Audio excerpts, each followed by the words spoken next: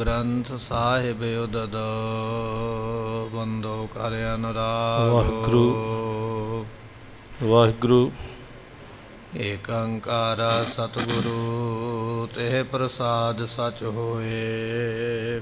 ਵਾਹਿਗੁਰੂ ਵਾਹਿਗੁਰੂ ਜੀ ਕੀ ਫਤਿਹ ਹੈ। ਵਿਘਨ ਵਿਨਾਸ਼ਨ ਸੋਏ। ਸ੍ਰੀ ਵਾਹਿਗੁਰੂ ਜੀ ਕੀ ਫਤਿਹ ਹੈ। ਵਿਘਨ ਵਿਨਾਸ਼ਨ ਸੋਏ।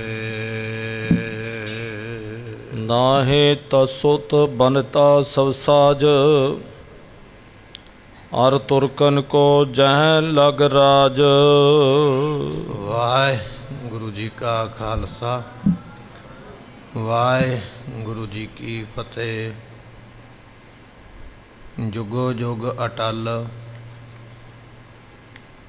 ਪਤਿਤ ਪਾਵਨ ਸਤਿਗੁਰੂ ਗਰੀਬ ਨਵਾਜ। ਗੁਰੂ ਗ੍ਰੰਥ ਸਾਹਿਬ ਜੀਆਂ ਦੀ ਪਵਿੱਤਰ ਪਾਵਨ ਹਜ਼ੂਰੀ ਅੰਦਰ ਸੁਭਾਏਮਾਨ ਹੋ ਰਹੀ ਗੁਰੂ ਕੀ ਸੰਗਤ। ਆਪ ਸੰਗਤਾਂ ਨੇ ਗੁਰੂ ਦਰਬਾਰ ਅੰਦਰ ਬੈਠ ਕੇ ਸਤਿਗੁਰਾਂ ਦੀ ਗੁਰਬਾਣੀ ਦੇ ਰਸ ਭਿੰਨੇ ਕੀਰਤਨ ਸ਼ਬਦ ਸਰਵਣ ਕੀਤੇ। ਗੁਰੂ ਤੇਗ ਬਹਾਦਰ ਮਹਾਰਾਜ ਸਾਹਿਬ ਜੀਆਂ ਦੇ ਜੋ ਸ਼ਹੀਦੀ ਦੇ ਪ੍ਰਸੰਗ ਹਨ, ਦਿੱਲੀ ਦੀ ਧਰਤੀ ਵਿਖੇ ਮਹਾਰਾਜ ਪਹੁੰਚੇ ਹੋਏ ਨੇ। ਇੱਕ ਕੈਦਖਾਨੇ ਵਿੱਚ ਮਹਾਰਾਜ ਜੀਆਂ ਨੂੰ ਕੈਦ ਕੀਤਾ ਹੋਇਆ। ਇੱਕ ਸਿੱਖ ਨੇ ਬੇਨਤੀ ਕੀਤੀ, ਕਹਿਣ ਲੱਗਾ, ਮਹਾਰਾਜ ਮੇਰੇ ਘਰ ਵਿੱਚ ਚਰਨ ਪਾ ਕੇ ਪ੍ਰਸ਼ਾਦਾ ਆਪ ਜੀ ਛਕੋ। ਗਰੀਬ ਨਵਾਜ ਸਤਿਗੁਰੂ ਸਿੱਖ ਦੀ ਭਾਵਨਾ ਪੂਰੀ ਕਰਨ ਵਾਸਤੇ ਉਸ ਦੇ ਘਰ ਦੇ ਵਿੱਚ ਜਾ ਕੇ ਮਹਾਰਾਜ ਸਾਹਿਬ ਜੀਆਂ ਨੇ ਪ੍ਰਸ਼ਾਦਾ ਭੋਜਨ ਛਕਿਆ। ਇੱਥੇ ਇੱਕ ਸਿੱਖ ਹੋਰ ਹੈ, ਉਸਨੇ ਵੀ ਭਾਵਨਾ ਦੇ ਨਾਲ ਬੇਨਤੀ ਕੀਤੀ, ਮਹਾਰਾਜ ਮੇਰੇ ਘਰ ਵਿੱਚ ਵੀ ਆਓ, ਮੇਰੇ ਘਰ ਵਿੱਚ ਵੀ ਆ ਕੇ ਭੋਜਨ ਗ੍ਰਹਿਣ ਕਰੋ। ਇਹ ਪ੍ਰਸੰਗ ਆਪਾਂ ਪਿੱਛੇ ਸਰਵਣ ਕੀਤਾ ਹੈ ਲੜੀਵਾਰ ਕਥਾ ਦੇ ਅੰਦਰ। ਗੁਰੂ ਤੇਗ ਬਹਾਦਰ ਮਹਾਰਾਜ ਜੀ ਹੁਣ ਕੀ ਕਿਰਪਾ ਕਰਨਗੇ, ਇਹ ਆਪਾਂ ਅੱਜ ਸਰਵਣ ਕਰਾਂਗੇ। ਆਓ ਆਪਣੇ ਮਨ ਦੇ ਧਿਆਨ ਨੂੰ ਟਿਕਾਈਏ, ਭਾਵਨਾ ਦੇ ਨਾਲ ਮਿਲ ਕੇ ਆਖੀਏ, ਸਤਨਾਮ ਸ੍ਰੀ ਵਾਹਿਗੁਰੂ ਸਾਹਿਬ ਜੀ। ਨਾਹੇ ਤਸੁਤ ਬਨਤਾ ਸਭ ਸਾਜ। ਸਤਿਗੁਰੂ ਗੁਰੂ ਗਰੀਬ ਨਵਾਜ ਮਹਾਰਾਜ ਛਿਮਾ ਧਾਰਨ ਕਰਦੇ ਨੇ, ਛਿਮਾ ਹੀ ਕਰਦੇ, ਮਾਫ ਹੀ ਕਰਦੇ। ਜੇ ਮਹਾਰਾਜ ਆਪਣੀ ਮਰਜ਼ੀ ਦੇ ਨਾਲ ਕੁਝ ਕਰਨਾ ਚਾਹੁਣ ਤੇ ਕੀ ਹੈ ਔਰੰਗਜ਼ੇਬ ਅਤੇ ਕੀ ਹੈ ਔਰੰਗਜ਼ੇਬ ਦਾ ਪਰਿਵਾਰ, ਕੀ ਹੈ ਔਰੰਗਜ਼ੇਬ ਦਾ ਰਾਜ। ਕੋਈ ਮਹਾਰਾਜ ਜੀਆਂ ਨੂੰ ਜੇਲ੍ਹ ਦੇ ਵਿੱਚ ਡੱਕ ਨਹੀਂ ਸਕਦਾ, ਕੋਈ ਕਸ਼ਟ ਕੋਈ ਤਸੀਹੇ ਦੇ ਨਹੀਂ ਸਕਦਾ। ਸਤਿਗੁਰੂ ਸਮਰੱਥ ਹਨ, ਪਰ ਇਹ ਇੱਕ ਉਹਨਾਂ ਦੀ ਮੌਜ ਹੈ ਵੀ ਆਪਣੀ ਮਰਜ਼ੀ ਦੇ ਨਾਲ ਉਹ ਇਸ ਕੈਦਖਾਨੇ ਵਿੱਚ ਪਏ ਨੇ, ਕਿਉਂਕਿ ਉਹਨਾਂ ਨੇ ਕਈ ਕਾਰਜ ਕਰਨੇ ਨੇ। ਅਤੇ ਜੇ ਮਹਾਰਾਜ ਚਾਹੁਣ ਨਾ ਵੀ ਅਸੀਂ ਸਜ਼ਾ ਦੇਣੀ ਹੈ, ਅਤੇ ਫਿਰ ਔਰੰਗਜ਼ੇਬ ਕੀ ਹੈ, ਉਹਦੀ ਫੌਜ ਕੀ ਹੈ, ਜਾਂ ਉਹਦਾ ਪਰਿਵਾਰ ਕੀ ਹੈ, ਇੱਕ ਬਚਨ ਦੇ ਨਾਲ ਸਭ ਕੁਝ ਪਾਤਸ਼ਾਹ ਨਸ਼ਟ ਕਰ ਸਕਦੇ ਹਨ। ਅਰ ਤੁਰਕਨ ਕੋ ਜਹ ਲਗ ਰਾਜ। ਜਿੱਥੋਂ ਤੱਕ ਇਹਨਾਂ ਦਾ ਰਾਜ ਹੈ, ਪੂਰੇ ਹਿੰਦੁਸਤਾਨ ਦੇ ਵਿੱਚ ਇੱਕ ਬਚਨ ਦੇ ਨਾਲ ਮਹਾਰਾਜ ਰਾਜ ਜਿਹੜਾ ਖੋਹ ਸਕਦੇ ਨੇ। ਜੇ ਇੱਕ ਬਚਨ ਕਰਕੇ ਗੁਰੂ ਨਾਨਕ ਦੇ ਪਾਤਸ਼ਾਹ ਰਾਜ ਦੇ ਸਕਦੇ, ਅਤੇ ਗੁਰੂ ਤੇਗ ਬਹਾਦਰ ਮਹਾਰਾਜ ਜੀ ਇੱਕ ਬਚਨ ਕਰਕੇ ਉਸ ਰਾਜ ਨੂੰ ਲੈਣ ਦੀ ਸਮਰੱਥਾ ਰੱਖਦੇ ਹਨ। ਏਕ ਬੋਲ ਤੇ ਦੇਹ ਬਿਨਾਸ਼। ਸਤਿਗੁਰੂ ਜੀ ਇੱਕ ਬਚਨ ਦੇ ਨਾਲ, ਮਹਾਰਾਜ ਦੇ ਬਚਨਾਂ ਦੇ ਵਿੱਚ ਕਰਮਖੰਡ ਕੀ ਬਾਣੀ ਜੋਰ ਤਿੱਥੈ ਹੋਰ ਨਾ ਕੋਈ ਹੋਰ। ਆਪਾਂ ਬਚਨ ਪੜ੍ਹਦੇ ਹਾਂ ਗੁਰਬਾਣੀ ਦਾ, ਜਿਹੜੇ ਕਰਮਖੰਡ ਦੀ ਅਵਸਥਾ ਵਿੱਚ ਪਹੁੰਚ ਜਾਂਦੇ, ਉਹਨਾਂ ਦੀ ਜ਼ੁਬਾਨ ਵਿੱਚ, ਉਹਨਾਂ ਦੇ ਬਚਨਾਂ ਵਿੱਚ ਇੰਨੀ ਤਾਕਤ ਹੈ ਵੀ ਇੱਕ ਬਚਨ ਦੇ ਨਾਲ ਉਹ ਜੋ ਚਾਹੁਣ ਉਹ ਕਰ ਸਕਦੇ। ਅਤੇ ਸਤਿਗੁਰੂ ਪਾਤਸ਼ਾਹ ਤੇ ਸਮਰੱਥ ਨੇ, ਆਪਣੇ ਬਚਨਾਂ ਦੇ ਨਾਲ ਕੀ ਨਹੀਂ ਕਰ ਸਕਦੇ। ਮਹਾਰਾਜ ਨੂੰ ਬਹੁਤਾ ਕੁਝ ਕਰਨ ਦੀ ਲੋੜ ਨਹੀਂ ਹੈ, ਕੇਵਲ ਜ਼ੁਬਾਨ ਦੇ ਵਿੱਚੋਂ ਇੱਕ ਬਚਨ ਹੀ ਕਹਿਣਾ, ਅਤੇ ਕਹਿਣ ਦੇ ਨਾਲ ਸਭ ਕੁਝ ਮਹਾਰਾਜ ਨਸ਼ਟ ਕਰ ਦਿੰਦੇ ਹਨ। ਜਥਾ ਬ੍ਰਜ ਗਿਰ ਜੁਤ ਤਰ ਘਾਸ। ਕਹਿਣ ਲੱਗੇ ਵੀ ਜਿਸ ਤਰ੍ਹਾਂ ਇੱਕ ਬ੍ਰਜ ਨਾਮ ਦਾ ਸ਼ਸਤਰ ਹੈ, ਉਹ ਘਾਸ ਅਤੇ ਬ੍ਰਿਛਾਂ ਦੇ ਸਮੇਤ ਪਹਾੜਾਂ ਨੂੰ ਨਾਸ ਕਰ ਦਿੰਦਾ। ਵਿਦਵਾਨਾਂ ਨੇ ਲਿਖਿਆ ਵੀ ਜਿਹੜਾ ਸਵਰਗਾਂ ਦਾ ਰਾਜਾ ਇੰਦਰ ਹੈ ਨਾ, ਉਹਦੇ ਕੋਲ ਇੱਕ ਸ਼ਸਤਰ ਹੈ, ਉਸ ਨੂੰ ਬ੍ਰਿਜ ਕਿਹਾ ਜਾਂਦਾ ਹੈ। ਅਤੇ ਜਦੋਂ ਇੰਦਰ ਉਹ ਸ਼ਸਤਰ ਨੂੰ ਚਲਾਉਂਦਾ ਤਾਂ ਵੱਡੇ ਵੱਡੇ ਪਹਾੜ ਤਬਾਹ ਹੋ ਜਾਂਦੇ, ਸਾਰੇ ਮਿੱਟੀ ਸੁਆਹ ਬਣ ਜਾਂਦੇ, ਪਹਾੜਾਂ ਨੂੰ ਵੀ ਉਹ ਨਾਸ ਕਰ ਸਕਦਾ, ਇਹੋ ਜਿਹਾ ਸ਼ਸਤਰ ਹੈ। ਗੁਰੂ ਤੇਗ ਬਹਾਦਰ ਮਹਾਰਾਜ ਸਾਹਿਬ ਜੀ ਦੀ ਜੋ ਰਸਨਾ ਹੈ ਨਾ, ਜ਼ੁਬਾਨ ਹੈ ਨਾ ਗੁਰਮੁਖੋ, ਉਹ ਬਚਨ ਜਿਹੜੇ ਨੇ ਉਸ ਵਜਰ ਸ਼ਸਤਰ ਦੇ ਨਾਲੋਂ ਵੀ ਵੱਡੇ ਨੇ। ਜੇ ਮੁਖ ਵਿੱਚੋਂ ਨਿਕਲ ਗਏ ਤੇ ਪਾਤਸ਼ਾਹ ਦੇ ਬਚਨ ਫਿਰ ਟਲਦੇ ਨਹੀਂ ਹਨ। ਮਹਾ ਤਾਣ ਜੁਤ ਭਏ ਨਿਤਾਣੇ। ਸਤਿਗੁਰੂ ਪਾਤਸ਼ਾਹ ਜੀ ਬਲ ਤੇ ਸਾਰਾ ਹੀ ਹੈ, ਤਾਕਤ ਸਾਰੀ ਹੈ, ਪਰ ਜਾਣ ਬੁੱਝ ਕੇ ਬਣੇ ਹੋਏ ਵੀ ਸਾਡੇ ਕੋਲ ਕੁਝ ਨਹੀਂ ਹੈ। ਬਲ ਹੈ ਪਰ ਜਾਣ ਬੁੱਝ ਕੇ ਵੀ ਅਸੀਂ ਤੇ ਬਿਨਾਂ ਬਲ ਤੋਂ ਆਮ ਆਦਮੀ ਹਾਂ। ਮਹਾਰਾਜ ਨੇ ਬਾਣੀ ਵਿੱਚ ਵੀ ਲਿਖਿਆ, ਬਲ ਛੁਟਕਿਓ ਬੰਧਨ ਭਰੇ ਕਛੂ ਨਾ ਹੋਤੇ ਉਪਾਏ। ਜਦੋਂ 9ਵੇਂ ਮਹੱਲੇ ਦੇ ਸ਼ਲੋਕ ਆਪਾਂ ਪੜ੍ਹਦੇ ਨਾ, ਉਥੇ ਬਚਨ ਆ ਗਿਆ। ਮਹਾਰਾਜ ਨੇ ਧੰਨ ਗੁਰੂ ਗੋਬਿੰਦ ਸਿੰਘ ਮਹਾਰਾਜ ਜੀਆਂ ਨੂੰ ਇਹ ਬਚਨ ਲਿਖੇ ਗੁਰੂ ਤੇਗ ਬਹਾਦਰ ਪਾਤਸ਼ਾਹ ਨੇ। ਕਹਿਣ ਲੱਗੇ ਬਲ ਛੁਟਕਿਓ, ਇਸ ਵੇਲੇ ਬਲ ਸਾਡੇ ਵਿੱਚ ਕੋਈ ਨਹੀਂ, ਤਾਕਤ ਸਾਡੇ ਵਿੱਚ ਕੋਈ ਨਹੀਂ। ਬੰਧਨ ਭਰੇ, ਇਸ ਵੇਲੇ ਔਰੰਗਜ਼ੇਬ ਦੇ ਕੈਦਖਾਨੇ ਵਿੱਚ ਪੈ ਗਏ, ਸੰਗਲਾਂ ਦੇ ਸਾਨੂੰ ਬੰਨ੍ਹ ਕੇ ਬਿਠਾ ਲਿਆ। ਕਛੂ ਨਾ ਹੋ ਤੇ ਉਪਾਏ, ਸਾਡੇ ਕੋਲੋਂ ਹੁਣ ਕੋਈ ਯਤਨ ਨਹੀਂ ਹੁੰਦਾ, ਅਸੀਂ ਹੁਣ ਕੁਝ ਕਰ ਨਹੀਂ ਪਾ ਰਹੇ। ਕਹੋ ਨਾਨਕ ਅਬ ਓਟ ਹਰ ਗੱਜ ਜਿਉ ਹੋ ਸਹਾਏ। ਜਿਵੇਂ ਹਾਥੀ ਦੀ ਰੱਖਿਆ ਕੀਤੀ ਨਾ, ਡੁੱਬਣ ਤੋਂ ਪਾਣੀ ਤੋਂ ਬਚਾ ਲਿਆ, ਪਰਮਾਤਮਾ ਹੁਣ ਤੂੰ ਇਸੇ ਤਰ੍ਹਾਂ ਰੱਖਿਆ ਕਰ ਸਕਦਾ। ਤੇ ਜਦੋਂ ਇਹ ਸ਼ਲੋਕ ਪਹੁੰਚਿਆ ਨਾ 10ਵੇਂ ਪਾਤਸ਼ਾਹ ਮਹਾਰਾਜ ਦੇ ਕੋਲ, ਤੇ ਉਹਨਾਂ ਨੇ ਫਿਰ ਉੱਤਰ ਲਿਖ ਕੇ ਭੇਜਿਆ। ਕਹਿਣ ਲੱਗੇ, ਸਤਿਗੁਰਾਂ ਨੇ ਆਖਿਆ, ਕਹਿਣ ਲੱਗੇ ਬਲ ਹੋਵਾ ਬੰਧਨ ਛੁਟੇ। ਗੁਰੂ ਤੇਗ ਬਹਾਦਰ ਪਾਤਸ਼ਾਹ ਜੀ, ਇਹੋ ਜਿਹਾ ਸਮਾਂ ਆਉਣਾ ਹੀ ਨਹੀਂ ਵੀ ਤੁਹਾਡੇ ਵਿੱਚ ਬਲ ਨਾ ਹੋਵੇ। ਤੁਸੀਂ ਤੇ ਬਲ ਵੰਡਣ ਵਾਲੇ ਹੋ। ਬਲ ਹੋਵਾ ਬੰਧਨ ਛੁਟੇ, ਤੁਸੀਂ ਤੇ ਕਿਰਪਾ ਕਰੋ ਤੇ ਸਿੱਖਾਂ ਦੇ ਬੰਧਨ ਤੋੜ ਦਿੰਦੇ ਹੋ। ਤੁਸੀਂ ਕਿਰਪਾ ਕਰੋ ਤੇ ਆਪਣਾ ਝੂਠਾ ਪ੍ਰਸਾਦ ਦੇ ਕੇ ਸਿੱਖ ਨੂੰ ਕਰਾਮਾਤੀ ਬਣਾ ਦਿੰਦੇ ਹੋ। ਪਿੱਛੇ ਆਪਾਂ ਇਤਿਹਾਸ ਸਰਵਣ ਕੀਤਾ ਨਾ, ਮਹਾਰਾਜ ਨੇ ਗੰਨੇ ਦਾ ਛਿਲਕਾ ਚੂਪ ਕੇ ਜਦੋਂ ਕੰਧ ਤੋਂ ਦੂਜੇ ਪਾਸੇ ਸੁੱਟਿਆ, ਤੇ ਉਸ ਪਾਸੇ ਭਾਈ ਮਤੀਦਾਸ ਵਰਗੇ ਗੁਰੂ ਕੇ ਸਿੱਖ ਬੈਠੇ ਹੋਏ। ਮਹਾਰਾਜ ਦਾ ਪ੍ਰਸ਼ਾਦ ਜਾਣ ਕੇ ਮਤੀਦਾਸ ਨੇ ਉਹ ਛਿਲਕਾ ਮੂੰਹ ਦੇ ਵਿੱਚ ਪਾ ਲਿਆ। ਕਰਾਮਾਤਾਂ ਆ ਗਈਆਂ। ਜਦੋਂ ਅਗਲੇ ਦਿਨ ਮਹਾਰਾਜ ਨੂੰ ਲੈ ਕੇ ਜਾਣ ਲੱਗੇ ਔਰੰਗਜ਼ੇਬ ਦੀ ਸਭਾ ਦੇ ਵਿੱਚ, ਤੇ ਭਾਈ ਮਤੀਦਾਸ ਨੇ ਨੇੜੇ ਹੋ ਕੇ ਆਖਿਆ, ਮਹਾਰਾਜ ਹੁਕਮ ਕਰੋ, ਮੈਂ ਇਹਨਾਂ ਸਾਰੇ ਤੁਰਕਾਂ ਨੂੰ ਨਾਸ ਕਰ ਦਿਆਂ। ਤੇ ਪਾਤਸ਼ਾਹ ਕਹਿਣ ਲੱਗੇ, ਮਤੀਦਾਸ ਸਾਡਾ ਪ੍ਰਸ਼ਾਦ ਛਕ ਕੇ ਤੇਰੇ ਵਿੱਚ ਕਰਾਮਾਤ ਆ ਗਈ। ਜਿਨ੍ਹਾਂ ਦਾ ਤੂੰ ਪ੍ਰਸ਼ਾਦ ਛਕਿਆ ਕਿ ਉਹਨਾਂ ਵਿੱਚ ਤਾਕਤ ਨਹੀਂ ਹੈ, ਹੈ ਸਾਰਾ ਕੁਝ ਹੀ ਹੈ। ਸੋ ਅਸੀਂ ਜਾਣ ਬੁੱਝ ਕੇ ਇਹ ਕੌਤਾ ਕਰਨਾ। ਬਲ ਹੋਵਾ ਬੰਧਨ ਛੁਟੇ ਸਭ ਕੁਛ ਹੋਤੇ ਉਪਾਏ। ਮਹਾਰਾਜ ਕਹਿਣ ਲੱਗੇ, ਪਾਤਸ਼ਾਹ ਤੁਸੀਂ ਤੇ ਸਭ ਕੁਝ ਕਰਨ ਦੇ ਸਮਰੱਥ ਹੋ, ਤੇ ਐਸੀ ਸਮਰੱਥਾ ਬਖਸ਼ਿਸ਼ ਕਰਦੇ ਹੋ। ਇਹ ਮਹਾਰਾਜ ਦੇ ਬਚਨ 10ਵੇਂ ਪਾਤਸ਼ਾਹ ਦੇ। ਨਾਨਕ ਸਭ ਕੁਛ ਤੁਮਰੇ ਹਾਥ ਮੈਂ। ਗੁਰੂ ਤੇਗ ਬਹਾਦਰ ਪਾਤਸ਼ਾਹ ਜੀ, ਸਾਰਾ ਕੁਝ ਤੁਹਾਡੇ ਹੱਥ ਵਿੱਚ ਹੈ, ਤੁਸੀਂ ਜੋ ਚਾਹੋ ਉਹ ਕਰ ਸਕਦੇ ਹੋ। ਸੋ ਇੱਥੇ ਮਹਾਰਾਜ ਬਲ ਹੁੰਦਿਆਂ ਹੋਇਆਂ ਜਾਣ ਬੁੱਝ ਕੇ ਬਲ ਤੋਂ ਰਹਿਤ ਹੋ ਗਏ ਵੀ ਸਾਡੇ ਵਿੱਚ ਕੁਝ ਨਹੀਂ ਹੈ। ਆਮ ਬਣ ਕੇ ਸੰਸਾਰ ਵਿੱਚ ਕਸ਼ਟ ਨੂੰ ਸਹਿ ਲਿਆ, ਪਰ ਹੈ ਮਹਾਰਾਜ ਸਮਰੱਥ, ਜੋ ਚਾਹਣ ਉਹ ਕਰ ਸਕਦੇ ਹਨ। ਕਾਰਨ ਕੌਣ ਸਕੈ ਨ ਜਾਣੇ। ਸਤਿਗੁਰੂ ਪਾਤਸ਼ਾਹ ਕਿਉਂ ਨਹੀਂ ਤਾਕਤ ਵਿਖਾਉਂਦੇ ਪਏ, ਸ਼ਕਤੀ ਕਿਉਂ ਨਹੀਂ ਵਿਖਾਉਂਦੇ ਪਏ। ਸਿੱਖ ਸੰਗਤਾਂ ਦਿੱਲੀ ਦੀਆਂ ਕਹਿੰਦੀਆਂ ਵੀ ਇਹ ਗੱਲ ਜਾਣੀ ਨਹੀਂ ਜਾਂਦੀ, ਸਮਝ ਨਹੀਂ ਆਉਂਦੀ ਵੀ ਮਹਾਰਾਜ ਆਪਣਾ ਬਲ ਵਿਖਾਉਂਦੇ ਕਿਉਂ ਨਹੀਂ, ਕਾਰਨ ਕੀ ਹੈ। ਸਭ ਛਿਤ ਮੈਂ ਸਿਮਰੈ ਜਹ ਸਾਰੀ ਧਰਤੀ ਤੇ ਗੁਰੂ ਤੇਗ ਬਹਾਦਰ ਪਾਤਸ਼ਾਹ ਦਾ ਲੋਕ ਕਿਸੇ ਨਾ ਕਿਸੇ ਰੂਪ ਦੇ ਵਿੱਚ ਸਿਮਰਨ ਕਰਦੇ ਨੇ। ਕਿਸੇ ਨਾ ਕਿਸੇ ਰੂਪ ਦੇ ਵਿੱਚ ਸੰਗਤਾਂ ਸਾਹਿਬ ਗੁਰੂ ਤੇਗ ਬਹਾਦਰ ਪਾਤਸ਼ਾਹ ਨੂੰ ਯਾਦ ਕਰਦੀਆਂ ਹਨ। ਪਹੁੰਚੇ ਹੋਏ ਸਹਾਇਕ ਮਹਾ। ਤੇ ਜਿਹੜਾ ਵੀ ਯਾਦ ਕਰਦਾ ਹੈ ਨਾ ਗੁਰੂ ਤੇਗ ਬਹਾਦਰ ਪਾਤਸ਼ਾਹ ਜੀ, ਉੱਥੇ ਪਹੁੰਚ ਜਾਂਦੇ। ਹੁਣ ਮੱਖਣ ਸ਼ਾਹ ਲੁਬਾਣੇ ਦੀ ਸਾਖੀ ਤੇ ਪ੍ਰਗਟ ਹੀ ਹੈ, ਸਾਰਿਆਂ ਨੂੰ ਪਤਾ ਲੱਗ ਗਿਆ। ਤੇ ਆਪਾਂ ਵੀ ਇਹ ਗੱਲ ਕਹਿ ਦਿੰਦੇ ਵੀ ਮਹਾਰਾਜ ਉੱਥੇ ਮਦਦ ਵਾਸਤੇ ਪਹੁੰਚੇ, ਪਰ ਮੱਖਣ ਸ਼ਾਹ ਵਰਗੇ ਕਈਆਂ ਦਾ ਭਲਾ ਕੀਤਾ, ਜਿਹੜੀ ਕੋਈ ਗਿਣਤੀ ਨਹੀਂ ਹੈ। ਜਿੱਥੇ ਵੀ ਕੋਈ ਯਾਦ ਕਰਦਾ ਹੈ, ਸਤਿਗੁਰੂ ਪਾਤਸ਼ਾਹ ਜੀ ਸਭ ਥਾਈਂ ਹੋਏ ਸਹਾਏ, ਸਾਰਿਆਂ ਥਾਵਾਂ ਤੇ ਉੱਥੇ ਪਹੁੰਚ ਕੇ ਮਦਦ ਕਰਦੇ ਹਨ। ਇਹ ਗਤ ਸੁਣੀ ਭਿਖੀ ਸਭ ਜਾਏ। ਇਹ ਗਤ ਇਹ ਵੇਖਿਆ ਜਾਂਦਾ ਵੀ ਮਹਾਰਾਜ ਹੈਣ ਤੇ ਤਾਕਤਵਰ ਹੈ ਤੇ ਸ਼ਕਤੀਸ਼ਾਲੀ, ਪਰ ਔਰੰਗਜ਼ੇਬ ਦੀ ਕਚਹਿਰੀ ਵਿੱਚ ਜਾਂ ਕੈਦਖਾਨੇ ਵਿੱਚ ਪੈ ਕੇ ਇਹ ਕਸ਼ਟ ਸਹਿ ਰਹੇ ਨੇ, ਇਸ ਗੱਲ ਨੂੰ ਕੋਈ ਜਾਣ ਨਹੀਂ ਸਕਦਾ ਹੈ। ਕੈਦ ਪਰਨ ਗਤ ਲਖੀ ਨਾ ਜਾਏ। ਸਤਿਗੁਰੂ ਕਿਉਂ ਪੈ ਗਿਆ ਕੈਦ ਵਿੱਚ, ਕਿਉਂ ਇੱਥੇ ਕਸ਼ਟ ਭੋਗਦੇ ਪਏ ਨੇ, ਇਸ ਗੱਲ ਨੂੰ ਕੋਈ ਜਾਣਦਾ ਨਹੀਂ ਹੈ। ਸਭ ਘਟ ਘਟ ਕੀ ਜਾਣਨ ਹਾਰੇ। ਸਤਿਗੁਰੂ ਜੀ ਹਰੇਕ ਹਿਰਦੇ ਦੀ, ਹਰੇਕ ਮਨ ਦੀ ਜਾਣਨ ਦੀ ਸਮਰੱਥਾ ਰੱਖਦੇ ਹਨ। ਛਿਨਮੈ ਲੱਖੋਂ ਕੋਸ ਪਧਾਰੇ। ਇੱਕ ਛਿਣ ਦੇ ਵਿੱਚ ਲੱਖਾਂ ਕੋ ਸਤਿਗੁਰੂ ਜਾ ਸਕਦੇ। ਇੱਕ ਛਿਣ ਦੇ ਸਮੇਂ ਦੇ ਵਿੱਚ ਲੱਖਾਂ ਮੀਲ ਦਾ ਸਫ਼ਰ ਤੈਅ ਕਰ ਸਕਦੇ। ਆਪਾਂ ਹੁਣੇ ਉਦਾਹਰਨ ਸਰਵਣ ਕੀਤੀ ਹੈ ਨਾ ਮੱਖਣ ਸ਼ਾਹ ਲੁਬਾਣੇ ਦੀ। ਸਮੁੰਦਰ ਦੇ ਵਿੱਚ ਡੁੱਬਿਆ ਬੈਠਾ। ਗੁਰੂ ਤੇਗ ਬਹਾਦਰ ਪਾਤਸ਼ਾਹ ਬਾਬੇ ਬਕਾਲੇ ਬੈਠੇ, ਇੱਕ ਛਿਣ ਦੇ ਵਿੱਚ ਹੀ ਹਜ਼ਾਰਾਂ ਮੀਲ ਤੈਅ ਕਰਕੇ ਮਹਾਰਾਜ ਮੱਖਣ ਸਾਹ ਦਾ ਬੇੜਾ ਪਾਰ ਲਾਉਂਦੇ ਪਏ, ਐਸੀ ਸਮਰੱਥਾ ਰੱਖਦੇ ਹਨ।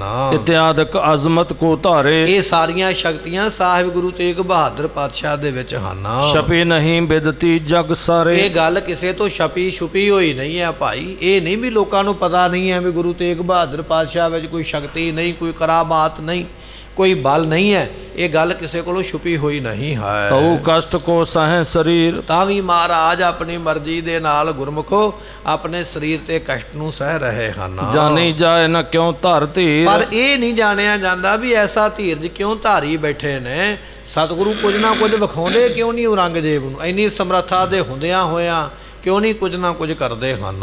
ਮਿਲੈ ਪਰਸਪਰ ਸਿੱਖ ਹਿਮ ਕਹੈ, ਕਹਿੰਦੇ ਵੀ ਇਹ ਦਿੱਲੀ ਦੀਆਂ ਸੰਗਤਾਂ, ਦਿੱਲੀ ਦੇ ਸਿੱਖ ਜਿਹੜੇ ਨੇ ਨਾ, ਜਦੋਂ ਆਪਸ ਵਿੱਚ ਮਿਲਦੇ, ਹੁਣ ਦਿੱਲੀ ਦੀ ਸੰਗਤ ਨੂੰ ਪਤਾ ਤੇ ਲੱਗ ਗਿਆ ਵੀ ਮਹਾਰਾਜ ਨੂੰ ਕੈਦ ਕਰ ਲਿਆ ਔਰੰਗਜ਼ੇਬ ਨੇ। ਹੁਣ ਜਦੋਂ ਸਿੱਖ ਆਪਸ ਵਿੱਚ ਮਿਲਦੇ ਨੇ, ਇਹ ਗੱਲਾਂ ਕਰਦੇ ਵੀ ਮਹਾਰਾਜ ਇੰਨੇ ਤਾਕਤਵਰ ਹੁੰਦਿਆਂ ਇਹ ਔਰੰਗਜ਼ੇਬ ਦੀ ਕੈਦ ਵਿੱਚ ਪੈ ਕੇ ਕਿਉਂ ਕਸ਼ਟ ਸਹਿੰਦੇ ਹਨ। ਪੂਰਨ ਗੁਰੂ ਭੇਦ ਕਿਮ ਲਹੈ, ਸਤਿਗੁਰੂ ਪਾਤਸ਼ਾਹ ਹੈਣ ਤੇ ਪੂਰਨ, ਹੈਣ ਤੇ ਸਮਰੱਥ, ਪਰ ਇਹਨਾਂ ਦਾ ਭੇਦ ਕੋਈ ਨਹੀਂ ਜਾਣ ਸਕਦਾ ਵੀ ਇਹ ਕੀ ਕੌਤਕ ਕਰਨ ਵਾਲੇ ਹੁਣ ਹਨ। ਸਤਿਗੁਰ ਕਾਰਾਗ੍ਰਹਿ ਆਏ, ਇਧਰੋਂ ਸਿੱਖ ਦੇ ਘਰੇ ਪ੍ਰਸ਼ਾਦਾ ਛਕ ਕੇ ਮਹਾਰਾਜ ਫਿਰ ਦੁਬਾਰਾ ਉਸੇ ਕੈਦਖਾਨੇ ਵਿੱਚ ਜਿੱਥੇ ਪਹਿਲਾਂ ਕੈਦ ਕੀਤਾ ਸੀ ਨਾ ਔਰੰਗਜ਼ੇਬ ਨੇ, ਉਸ ਕੈਦ ਵਿੱਚ ਫਿਰ ਚਲੇ ਗਏ ਹਨ। ਪੂਰਬ ਸਮ ਬੈਠੇ ਤਿਸ ਥਾਏ, ਜਿਵੇਂ ਪਹਿਲਾਂ ਬੈਠੇ ਸਨ ਕੈਦਖਾਨੇ ਵਿੱਚ ਆਪਣੀ ਮਰਜ਼ੀ ਨਾਲ, ਉਸੇ ਤਰ੍ਹਾਂ ਹੁਣ ਜਾ ਕੇ ਬੈਠ ਗਏ ਹਨ। ਦੋਹਰਾ ਸਿੱਖ ਕੇ ਘਰ ਭੋਜਨ ਅਚਿਓ ਨਿਕਸੋ ਜਬ ਤਿਸ ਦੁਆਰ। ਕਵੀ ਸੰਤੋਖ ਸਿੰਘ ਜੀ ਕਹਿੰਦੇ ਜਦੋਂ ਮਹਾਰਾਜ ਨੇ ਭੋਜਨ ਛਕਿਆ ਨਾ ਸਿੱਖ ਦੇ ਘਰ ਵਿੱਚੋਂ, ਤੇ ਭੋਜਨ ਛਕ ਕੇ ਜਦੋਂ ਉਹਦੇ ਘਰੋਂ ਬਾਹਰ ਨਿਕਲੇ ਮਹਾਰਾਜ, ਸਿੱਖ ਦਾ ਦਰਵਾਜ਼ਾ ਜਦੋਂ ਬਾਹਰ ਨਿਕਲਣ ਲੱਗੇ, ਗਲੀ ਵਾਲੇ ਪਾਸੇ ਗਏ, ਕਹਿੰਦੇ ਫਿਰ ਉਸ ਵੇਲੇ ਪਿੱਖੇ ਮੁਲਾਣੇ ਤਬ ਤਹਾਂ ਜਰਬਰ ਹੋਏ ਗੋਸ਼ਾਰ। ਇੱਕ ਮੁਲਾਣਾ ਮੁੱਲਾ ਜਿਹੜਾ ਨਮਾਜ਼ ਪੜ੍ਹਨ ਵਾਲਾ ਹੈ, ਮੁਲਾਣਾ ਕਾਜੀ, ਕਹਿਣ ਲੱਗੇ ਵੀ ਉਹਨੇ ਕਿਤੇ ਵੇਖ ਲਿਆ। ਹੁਣ ਕਾਜੀ ਦੇ ਮਨ ਵਿੱਚ ਤੇ ਇਹ ਹੈ ਵੀ ਮਹਾਰਾਜ ਨੂੰ ਔਰੰਗਜ਼ੇਬ ਨੇ ਕੈਦ ਕੀਤਾ, ਪਰ ਜਦੋਂ ਕਾਜੀ ਨੇ ਇਹ ਵੇਖਿਆ ਵੀ ਇਹਨਾਂ ਨੂੰ ਤੇ ਕੈਦ ਕੀਤਾ ਹੋਇਆ, ਇਹ ਸਿੱਖ ਦੇ ਘਰੋਂ ਜਾਂਦੇ ਪਏ ਨੇ ਬਾਹਰ ਨੂੰ, ਤੇ ਉਹ ਜਿਹੜਾ ਕਾਜੀ ਹੈ ਉਹਨੂੰ ਬੜਾ ਗੁੱਸਾ ਆਇਆ, ਜਲ ਬਲ ਗਿਆ, ਸੜ ਬਲ ਹੀ ਗਿਆ ਵੇਖ ਕੇ, ਅਸੀਂ ਤੇ ਇਹਨਾਂ ਨੂੰ ਕਸ਼ਟ ਦਿੰਦੇ ਪਏ ਹਾਂ, ਦੁੱਖ ਦਿੰਦੇ ਪਏ ਹਾਂ, ਇਹ ਸਿੱਖ ਦੇ ਘਰੋਂ ਬਾਹਰ ਨਿਕਲਦੇ ਪਏ। ਕਹਿਣ ਲੱਗੇ ਕਾਜੀ ਜਲ ਬਲ ਗਿਆ ਮਹਾਰਾਜ ਜੀਆਂ ਨੂੰ ਵੇਖ ਕੇ। ਉਸ ਵੇਲੇ ਜਦੋਂ ਸਿੱਖ ਦੇ ਘਰੋਂ ਬਾਹਰ ਨਿਕਲੇ ਹਨ, ਚੌਪਈ ਨਰਸੰਗੀ ਤੇ ਤਿੰਨ ਪੁਛਵਾਇਓ, ਜਿਹੜੇ ਕੋਲ ਉਹਨੂੰ ਜਾਣਨ ਵਾਲੇ ਸਨ ਨਾ ਕਾਜੀ ਨੂੰ, ਕਾਜੀ ਨੇ ਉਹਨਾਂ ਕੋਲੋਂ ਪੁੱਛ ਲਿਆ। ਕਹਿਣ ਲੱਗੇ ਵੀ ਆ ਗੁਰੂ ਤੇਗ ਬਹਾਦਰ ਪਾਤਸ਼ਾਹ ਨੂੰ ਕੈਦ ਵਿੱਚ ਪਾਇਆ ਸੀ, ਇਹ ਸਿੱਖ ਦੇ ਘਰੋਂ ਨਿਕਲੇ ਨੇ। ਪੁੱਛਣ ਲੱਗ ਪਿਆ, ਤਹਿਕੀਕਾਤ ਕਰਨ ਲੱਗ ਪਿਆ ਵੀ ਕਾਰਨ ਕੀ ਹੈ। ਪੁੱਛਦਾ ਹੈ ਇਨਕੇ ਘਰ ਕੈਸੇ ਕਰ ਆਇਓ, ਇਹਨਾਂ ਦੇ ਘਰੇ ਕਿਵੇਂ ਆ ਗਏ? ਆ ਜਿਹੜਾ ਸਿੱਖ ਦਾ ਘਰ ਹੈ, ਮਹਾਰਾਜ ਨੂੰ ਤੇ ਕੈਦ ਕੀਤਾ ਹੋਇਆ, ਸਿੱਖ ਦੇ ਘਰੇ ਕੀ ਲੈਣ ਆਏ?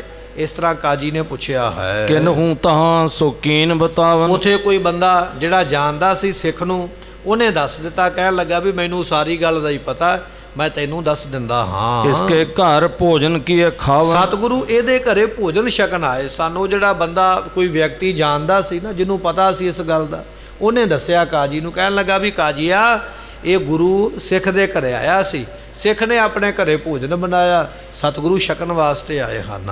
ਆਪਣੋ ਸਿੱਖ ਜਾਣ ਕਰ ਭਾਓ, ਸਤਿਗੁਰਾਂ ਨੇ ਆਪਣਾ ਸਿੱਖ ਜਾਣ ਕੇ ਉਹਦਾ ਪ੍ਰੇਮ ਵੇਖ ਕੇ ਅਚਿਓ ਆਹਾਰ ਹਿਰਦੇ ਹਰ ਤੇ ਖਾਓ। ਮਹਾਰਾਜ ਖੁਸ਼ ਹੋ ਕੇ ਇਥੋਂ ਭੋਜਨ ਛਕ ਕੇ ਗਏ। ਉਹ ਕੋਈ ਗੁਆਂਢੀ ਨੇੜੇ ਪੜੋਸ ਵਿੱਚ ਰਹਿਣ ਵਾਲਾ, ਉਹਨੇ ਸਾਰਾ ਕੁਝ ਵੇਖਿਆ ਸੀ।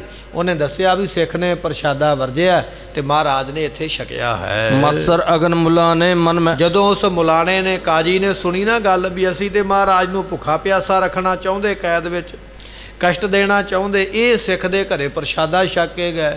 ਕਹਿਣ ਲੱਗੇ ਵੀ ਕਾਜੀ ਨੂੰ ਬਹੁਤ ਜ਼ਿਆਦਾ ਉਸ ਵੇਲੇ ਈਰਖਾ ਹੋਈ ਹੈ। ਜਰ ਬਾਰ ਭਇਓ ਭਸਮ ਤਿਸ ਛਿਣ ਕਹਿਣ ਮੈਂ, ਲੱਗੇ ਵੀ ਜਲ ਬਲ ਗਿਆ, ਸਾੜੀ ਗਿਆ, ਸਵਾਹੀ ਹੋ ਗਿਆ। ਇਹ ਗੱਲ ਸੁਣ ਕੇ ਕਾਜੀ ਮਨ ਦੇ ਵਿੱਚ ਵੀ ਮੈਂ ਤੇ ਗੁਰੂ ਨੂੰ ਕਸ਼ਟ ਦਿਵਾਉਣ ਵਾਸਤੇ ਔਰੰਗਜ਼ੇਬ ਨੂੰ ਬੜਾ ਚੁਕਾਇਆ, ਬੜਾ ਕੁਝ ਕੀਤਾ ਹੈ, ਪਰ ਗੁਰੂ ਤੇ ਸਿੱਖਾਂ ਘਰੇ ਭੋਜਨ ਛਕਦਾ ਪਿਆ।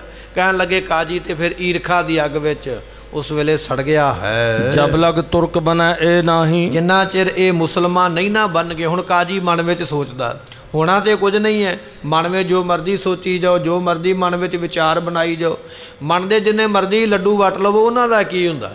ਹੁਣ ਕਾਜੀ ਮਨ ਵਿੱਚ ਸੋਚਦਾ ਪਿਆ। ਕਹਿਣ ਲੱਗਾ ਵੀ ਜਿੰਨਾ ਚਿਰ ਗੁਰੂ ਤੇਗ ਬਹਾਦਰ ਪਾਤਸ਼ਾਹ ਮੁਸਲਮਾਨ ਨਹੀਂ ਬਣਦੇ ਹਨ, ਨਹਿ ਮਾਨੈ ਹਿੰਦੂ ਮਨ ਮਾਹੀ, ਉਹਨਾਂ ਚਿਰ ਹਿੰਦੂਆਂ ਨੇ ਸਾਨੂੰ ਮੰਨਣਾ ਨਹੀਂ। ਜੇ ਅਸੀਂ ਸਾਰੇ ਹਿੰਦੂਆਂ ਨੂੰ ਮੁਸਲਮਾਨ ਕਰਨਾ, ਉਹਨਾਂ ਚਿਰ ਨਹੀਂ ਹੋਣਗੇ ਜਿੰਨਾ ਚਿਰ ਗੁਰੂ ਤੇਗ ਬਹਾਦਰ ਪਾਤਸ਼ਾਹ ਮੁਸਲਮਾਨ ਨਹੀਂ ਬਣਦੇ ਹਨ। ਹਿੰਦੂਵਾਨ ਕੋ ਮੂਲ ਇਹੀ ਹੈ। ਕਿਉਂਕਿ ਸਾਰੇ ਹਿੰਦੂਆਂ ਦਾ ਮੁੱਢ ਇਹੋ ਹੀ ਨੇ, ਗੁਰੂ ਤੇਗ ਬਹਾਦਰ ਪਾਤਸ਼ਾਹ ਜੀ ਇਹ ਸਾਰੇ ਹਿੰਦੂਆਂ ਦਾ ਮੁੱਢ ਨੇ। ਇਸ ਕਰਕੇ ਜਿੰਨਾ ਚਿਰ ਇਹਨਾਂ ਨੂੰ ਮੁਸਲਮਾਨ ਨਹੀਂ ਕਰਦੇ ਉਹਨਾਂ ਚਿਰ ਗੱਲ ਬੰਨੀ ਨਹੀਂ ਹੈ। ਆਵ ਨਿਸ਼ਚੈ ਭੀ ਬਾਤ ਸਹੀ ਹੈ। ਤੇ ਇਹ ਹੁਣ ਸਾਨੂੰ ਵੇਖ ਕੇ ਪਤਾ ਲੱਗ ਗਿਆ ਵੀ ਲੋਕ ਇਹਨਾਂ ਨਾਲ ਕਿੰਨਾ ਪ੍ਰੇਮ ਕਰਦੇ ਨੇ। ਇਹ ਕੈਦ ਵਿੱਚ ਪਾਏ ਹੋਏ ਲੋਕ ਫਿਰ ਵੀ ਇਹਨਾਂ ਦਾ ਘਰੇ ਪ੍ਰਸ਼ਾਦਾ ਵਰਤਦੇ ਪਏ। ਇਹ ਮੈਂ ਵੇਖ ਲਿਆ ਅੱਖਾਂ ਦੇ ਨਾਲ ਵੀ ਇਹਨਾਂ ਦਾ ਕਿਆ ਹੋਇਆ, ਲੋਕਾਂ ਨੇ ਮੋੜਨਾ ਨਹੀਂ, ਇਹ ਨਿਸ਼ਚਾ ਹੋ ਗਿਆ ਹੈ। ਇਸ ਕਰਕੇ ਹੁਣ ਗੁਰੂ ਪਾਤਸ਼ਾਹ ਨੂੰ ਜ਼ਰੂਰ ਬਰ ਜ਼ਰੂਰ ਮੁਸਲਮਾਨ ਕਰਨਾ ਚਾਹੀਦਾ ਹੈ। ਦੁਸ਼ਟ ਗਿਨਤ ਹਿਰਦੈ ਕਹਿਣ ਮਝਾਰ। ਲੱਗੇ ਵੀ ਇਹ ਜਿਹੜਾ ਦੁਸ਼ਟ ਕਾਜੀ ਹੈ ਨਾ ਮੁੱਲਾ, ਇਹ ਆਪਣੇ ਮਨ ਦੇ ਵਿੱਚ ਇਸ ਤਰ੍ਹਾਂ ਵਿਚਾਰਾਂ ਸੋਚਦਾ ਪਿਆ ਹੈ। ਪਹੁੰਚਿਓ ਨੌਰੰਗ ਕੇ ਹੁਣ ਦਰਬਾਰ। ਇਹਨੂੰ ਟਿਕਾ ਕਿੱਥੇ ਹੋਣਾ, ਛੇਤੀ ਨਾਲ ਚੁਗਲੀ ਤੇ ਕਰੇਗਾ ਨਾ। ਤੁਰਿਆ ਉਸੇ ਵੇਲੇ ਭੱਜਾ ਗਿਆ ਜਿੱਥੇ ਔਰੰਗਜ਼ੇਬ ਦੀ ਕਚਹਿਰੀ ਲੱਗੀ ਹੈ ਨਾ, ਉੱਥੇ ਜਾ ਕੇ ਕਾਜੀ ਨੇ ਚੁਗਲੀ ਕੀਤੀ ਹੈ। ਜਾ ਕੇ ਦੱਸਣ ਲੱਗਾ ਹੈ ਜੋ ਸ਼੍ਰੀ ਤੇਗ ਬਹਾਦਰ ਗਏ। ਕਹਿਣ ਲੱਗਾ ਵੀ ਜਿਸ ਗੁਰੂ ਤੇਗ ਬਹਾਦਰ ਪਾਤਸ਼ਾਹ ਨੂੰ ਤੁਸੀਂ ਫੜਿਆ ਕੈਦਖਾਨੇ ਵਿੱਚ ਪਾਇਆ ਹੈ, ਤੁਮ ਜੋ ਕਰਨ ਮਨੋਹਰਤ ਤੇ ਚਾਹਿਓ। ਜੋ ਤੁਸੀਂ ਚਾਹੁੰਦੇ ਹੋ ਨਾ ਵੀ ਗੁਰੂ ਪਾਤਸ਼ਾਹ ਨੂੰ ਕੈਦ ਵਿੱਚ ਪਾਵਾਂਗੇ, ਭੁੱਖੇ ਪਿਆਸੇ ਰੱਖਾਂਗੇ ਤੇ ਮੁਸਲਮਾਨ ਬਣ ਜਾਣਗੇ, ਜਿਹੜਾ ਤੁਸੀਂ ਇਹ ਆਪਣੇ ਮਨ ਵਿੱਚ ਮਨੋਰਥ ਸੋਚ ਕੇ ਬੈਠੇ ਹੋ, ਇਸ ਕੋ ਮੂਲ ਜਾਣੀਏ ਅੱਛੇ। ਤੇ ਇਹਦਾ ਮੂਲ ਮੈਂ ਤੁਹਾਨੂੰ ਦੱਸਦਾ, ਮੁੱਢ ਤੁਹਾਨੂੰ ਦੱਸਦਾ, ਹੱਥੋਂ ਲੈਣਾ ਕਰੋ। ਬਨੇ ਤੁਰਕ ਇਹ ਸਭ ਹੋਏ ਪਾਛੇ। ਜੇ ਗੁਰੂ ਪਾਤਸ਼ਾਹ ਕਿਤੇ ਮੁਸਲਮਾਨ ਬਣ ਜਾਣ, ਹਲੇ ਤੇ ਆਪਾਂ ਸੋਚਦੇ ਹੀ ਪਏ, ਜੇ ਇਹ ਮੁਸਲਮਾਨ ਬਣ ਗਿਆ ਨਾ ਤੇ ਜਿੰਨੇ ਹਿੰਦੁਸਤਾਨ ਦੇ ਲੋਕ ਨੇ, ਭਾਵੇਂ ਉਹ ਕਿਸੇ ਵੀ ਧਰਮ ਦੇ ਨੇ, ਆਪਣੇ ਆਪ ਬਿਨਾਂ ਕਹਿਣ ਤੋਂ ਉਹਨਾਂ ਨੇ ਮੁਸਲਮਾਨ ਬਣ ਜਾਣਾ। ਮੈਂ ਇਹ ਸਾਰਾ ਕੁਝ ਆਪਣੀਆਂ ਅੱਖਾਂ ਦੇ ਨਾਲ ਵੇਖ ਕੇ ਆਇਆ ਕਿ ਲੋਕ ਇੰਨੀ ਭਾਵਨਾ ਰੱਖਦੇ ਨੇ, ਉਹਨਾਂ ਦਾ ਪ੍ਰਸ਼ਾਦਾ ਵਰਤਦੇ ਪਏ ਘਰ ਵਿੱਚ ਛਕਾਉਣ ਵਾਸਤੇ। ਮੈਂ ਅੱਜ ਵੇਖਿਆ ਜੇ ਆਪਾਂ ਗੁਰੂ ਤੇਗ ਬਹਾਦਰ ਪਾਤਸ਼ਾਹ ਨੂੰ ਮੁਸਲਮਾਨ ਕਰ ਲਈਏ, ਲੋਕ ਆਪਣੇ ਆਪ ਮੁਸਲਮਾਨ ਬਣ ਜਾਣਗੇ। ਲਖੋਂ ਨਰ ਤਿਸਕੇ ਅਨੁਸਾਰ। ਕਿਉਂਕਿ ਲੱਖਾਂ ਲੋਕ ਗੁਰੂ ਤੇਗ ਬਹਾਦਰ ਪਾਤਸ਼ਾਹ ਦੇ ਹੁਕਮ ਦੇ ਵਿੱਚ ਹਨ। ਪੂਜੈ ਆਏ ਸਮਾਨ ਤੇ ਉਦਾਰ। ਸਤਿਗੁਰਾਂ ਦੀ ਹੁੰਦੀ ਪੂਜਾ, ਲੋਕ ਮਹਾਰਾਜ ਦਾ ਹੁਕਮ ਸਿਰ ਮੱਥੇ ਮੰਨਦੇ ਹਨ। ਅਬ ਤਿਸਕੀ ਕੀਜੈ ਤਕਰਾਈ। ਇਸ ਕਰਕੇ ਗੁਰੂ ਤੇਗ ਬਹਾਦਰ ਪਾਤਸ਼ਾਹ ਦੀ ਤਕੜਾਈ ਕਰੋ।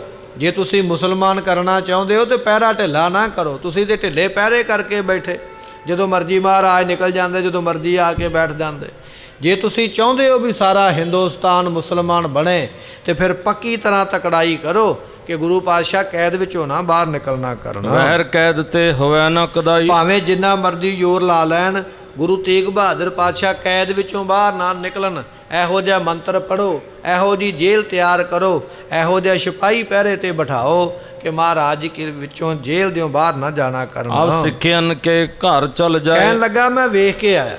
ਤੁਸੀਂ ਆਖਦੇ ਹੋ ਵੀ ਗੁਰੂ ਪਾਤਸ਼ਾਹ ਨੂੰ ਕੈਦ ਕੀਤਾ, ਪਰ ਮੈਂ ਉਹਨਾਂ ਨੂੰ ਆਪ ਵੇਖ ਕੇ ਆਇਆ। ਉਹ ਕਿਸੇ ਸਿੱਖ ਦੇ ਘਰੇ ਗਏ ਹੋਏ ਹਨ। ਕਰ ਆਦਰ ਸੋ ਅਸਨ ਅਚਾਏ। ਤੇ ਉਹ ਸਿੱਖ ਨੇ ਬੜਾ ਸਤਿਕਾਰ ਕੀਤਾ ਗੁਰੂ ਤੇਗ ਬਹਾਦਰ ਪਾਤਸ਼ਾਹ ਦਾ, ਤੇ ਨਾਲੇ ਉਹਨੇ ਭੋਜਨ ਵੀ ਛਕਾਇਆ ਹੈ। ਲੋਕ ਵਹਿਰ ਕੇ ਮਿਲਤ ਜੇ ਰਹੇ। ਤੇ ਜੇ ਲੋਕੀ ਇਸ ਤਰ੍ਹਾਂ ਹੀ ਮਿਲਦੇ ਰਹੇ, ਤੁਸੀਂ ਆਖਦੇ ਹੋ ਵੀ ਗੁਰੂ ਨੂੰ ਕੈਦ ਕੀਤਾ ਮੁਸਲਮਾਨ ਬਣਾਉਣ ਵਾਸਤੇ, ਜੇ ਲੋਕ ਇਸ ਤਰ੍ਹਾਂ ਹੀ ਮਹਾਰਾਜ ਨੂੰ ਮਿਲਦੇ ਰਹਿਣ ਜਿਵੇਂ ਹੁਣ ਮਿਲਦੇ ਹਨ, ਕੈਦ ਵਿਖੈ ਤੋ ਕਿਮ ਦੁਖ ਤੇ ਲਹੈ। ਫਿਰ ਕੈਦ ਦਾ ਦੁੱਖ ਕੀ ਹੋਇਆ? ਕੈਦ ਤੇ ਤਾਂ ਹੀ ਹੈ ਨਾ ਜੇ ਬੰਦੇ ਨੂੰ ਦੁੱਖ ਮਿਲੇ। ਤੇ ਜੇ ਕੈਦ ਵਿੱਚ ਕਾਲ ਕੋਠੜੀ ਵਿੱਚ ਦੁੱਖ ਹੀ ਨਾ ਮਿਲਿਆ ਤੇ ਫਿਰ ਉਹ ਕੈਦ ਕਾਹਦੀ ਹੋਈ?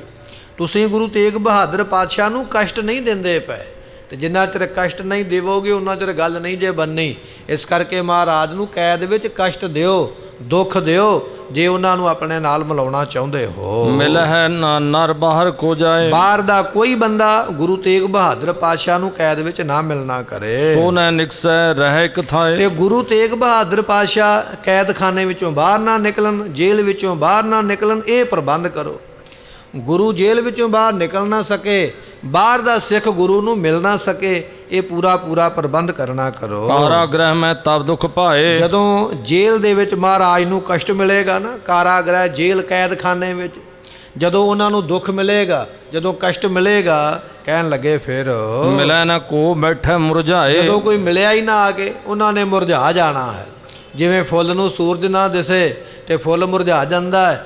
ਜੇ ਗੁਰੂ ਨੂੰ ਸਿੱਖ ਨਾ ਦਿਸੇ ਜੇਲ੍ਹ ਦੇ ਵਿੱਚ, ਤੇ ਮਹਾਰਾਜ ਨੇ ਆਪਣੇ ਆਪ ਹੀ ਦਿਲ ਛੱਡ ਜਾਣਾ, ਉਹਨਾਂ ਨੇ ਮੁਰਝਾ ਜਾਣਾ, ਉਦਾਸ ਹੋ ਜਾਣਾ।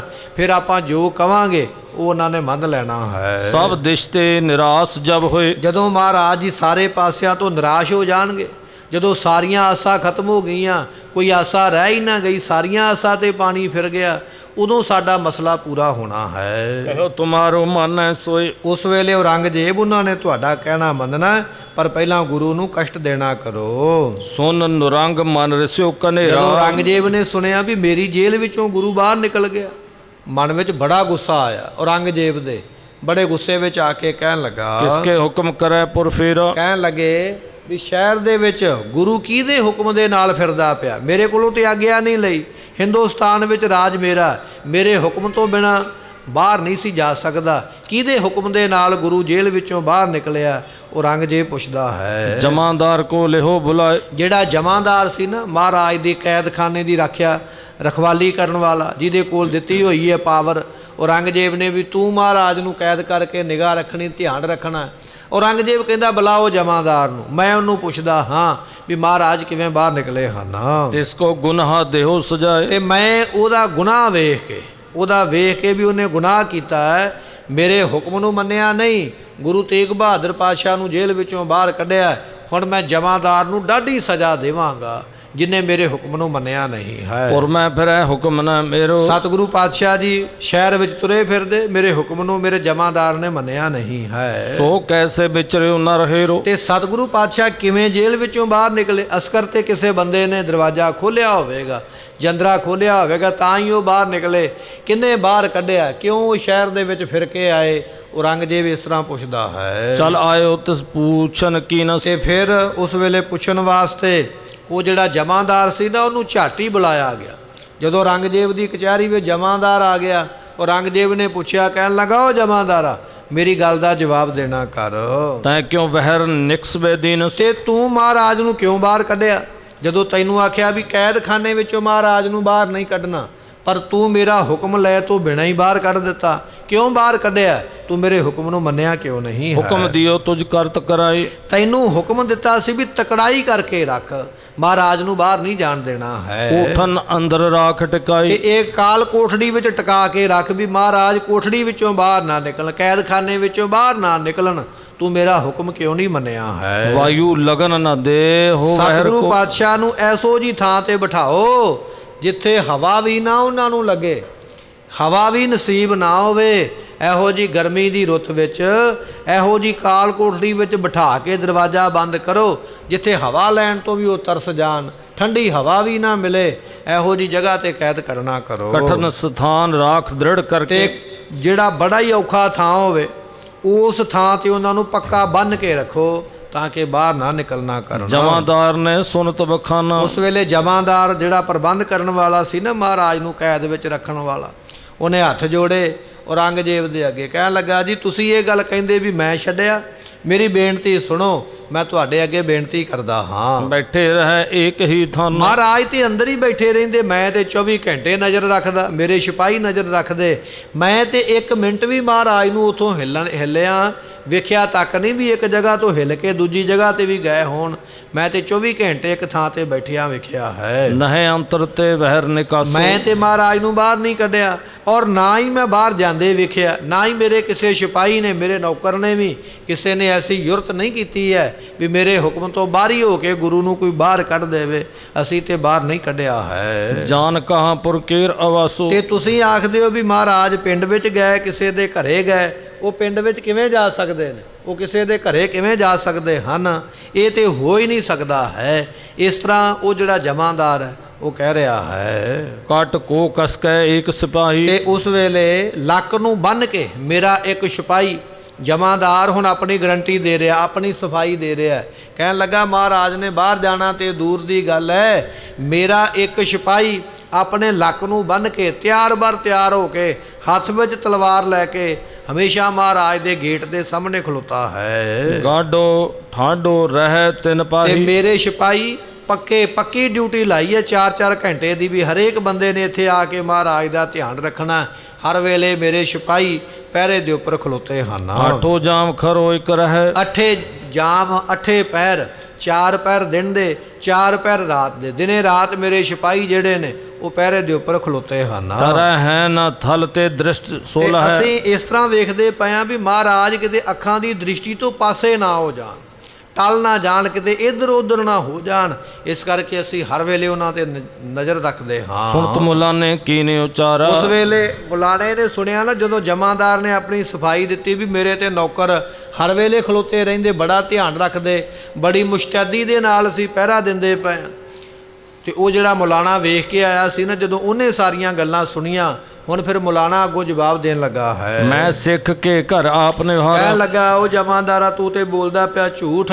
ਮੈਂ ਤੇ ਗੁਰੂ ਤੇਗ ਬਹਾਦਰ ਪਾਤਸ਼ਾਹ ਨੂੰ ਇੱਕ ਸਿੱਖ ਦੇ ਘਰੋਂ ਆਪ ਬਾਹਰ ਨਿਕਲਦੇ ਵੇਖਿਆ। ਮੈਂ ਜਾਮਨ ਇਸ ਗੱਲ ਦਾ, ਮੈਂ ਗਵਾਹ ਹਾਂ ਇਸ ਗੱਲ ਦਾ ਵੀ ਮਹਾਰਾਜ ਨੂੰ ਬਾਹਰ ਨਿਕਲਦੇ ਮੈਂ ਦੇਖਿਆ ਇਹ ਹੈ। ਮੁਕਰੈ ਸਭਨ ਕੇ ਮਾਹੀ। ਤੇ ਇਹ ਸਾਰਿਆਂ ਦੇ ਸਾਹਮਣੇ ਮੁਕਰਦਾ ਪਿਆ।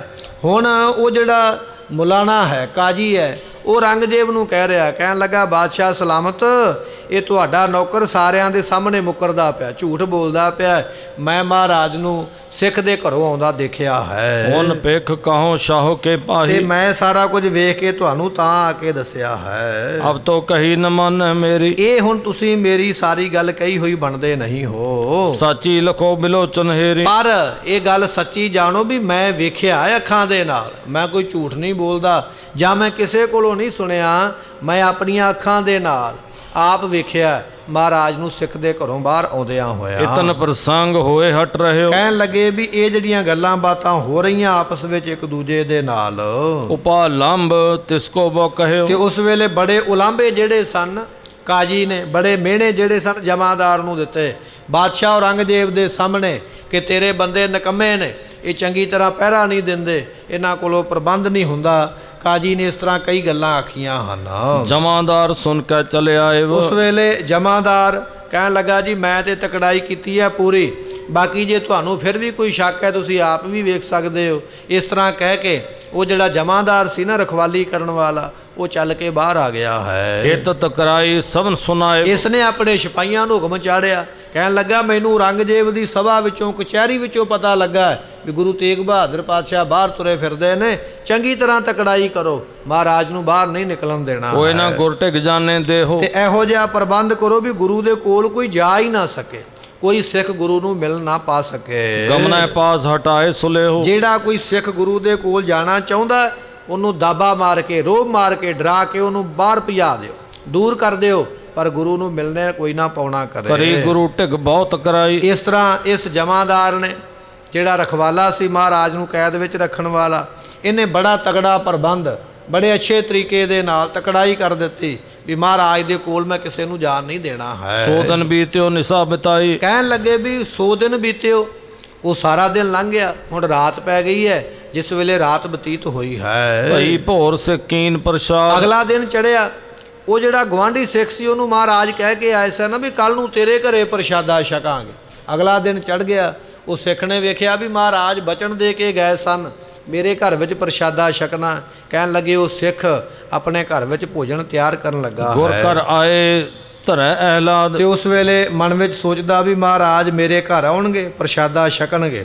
ਉਸ ਵੇਲੇ ਪਾਤਸ਼ਾਹ ਜੀਆਂ ਨੇ ਫਿਰ ਭਾਂਤ ਭਾਂਤ ਕੇ ਭੋਜਨ ਕਰੇ। ਉਸ ਵੇਲੇ ਕਈ ਤਰ੍ਹਾਂ ਦੇ ਭੋਜਨ ਜਿਹੜੇ ਸਨ ਸਿੱਖ ਨੇ ਮਹਾਰਾਜ ਦੇ ਛਕਣ ਵਾਸਤੇ ਬਣਾਏ ਹਨ। ਕਿਰਪਾ ਨਿਧਾਨ ਧਿਆਨ ਕਰ ਸਿਮਰੇ। ਸਤਿਗੁਰੂ ਪਾਤਸ਼ਾਹ ਨੂੰ ਫਿਰ ਸਿਮਰਿਆ, ਸਿੱਖ ਨੇ ਯਾਦ ਕੀਤਾ ਮਹਾਰਾਜ ਆਪ ਜੀ ਕੱਲ ਬਚਨ ਦੇ ਕੇ ਗਏ ਸੀ ਵੀ ਅਸੀਂ ਤੇਰੇ ਘਰੇ ਭੋਜਨ ਛਕਾਂਗੇ ਸਿੱਖਾ, ਤੇ ਮਹਾਰਾਜ ਮੈਂ ਭੋਜਨ ਤਿਆਰ ਕੀਤਾ, ਆਪ ਜੀ ਛਕੋ ਆ ਕੇ। ਇਸ ਤਰ੍ਹਾਂ ਸਿੱਖ ਨੇ ਮਹਾਰਾਜ ਨੂੰ ਯਾਦ ਕੀਤਾ ਹੈ। ਏਕ ਜਾਮ ਜਬ ਦਿਨ ਚੜ੍ਹਿਆ ਵਾ। ਜਦੋਂ ਇਸ ਤਰ੍ਹਾਂ ਯਾਦ ਕਰਦਿਆਂ ਕਰਦਿਆਂ ਇੱਕ ਪੈਰ ਦਿਨ ਚੜ੍ਹਿਆ ਆ, ਜਦੋਂ ਸਵੇਰ ਦੇ 9, 9:30 ਦਾ ਟਾਈਮ ਹੋਇਆ ਨਾ, ਸਿੱਖ ਯਾਦ ਕਰਦਾ ਪਿਆ ਭੋਜਨ ਬਣਾ ਕੇ, ਜਦੋਂ ਦਿਨ ਦੇ ਚੜ੍ਹਾਅ ਦਾ ਇੰਨਾ ਟਾਈਮ ਹੋਇਆ ਹੈ। ਸਤਿਗੁਰ ਪਹੁੰਚੇ ਦਰਸ ਦਿਖਾਵਾ। ਤੇ ਸਤਿਗੁਰੂ ਪਹੁੰਚ ਗਏ ਸਿੱਖ ਦੇ ਘਰ।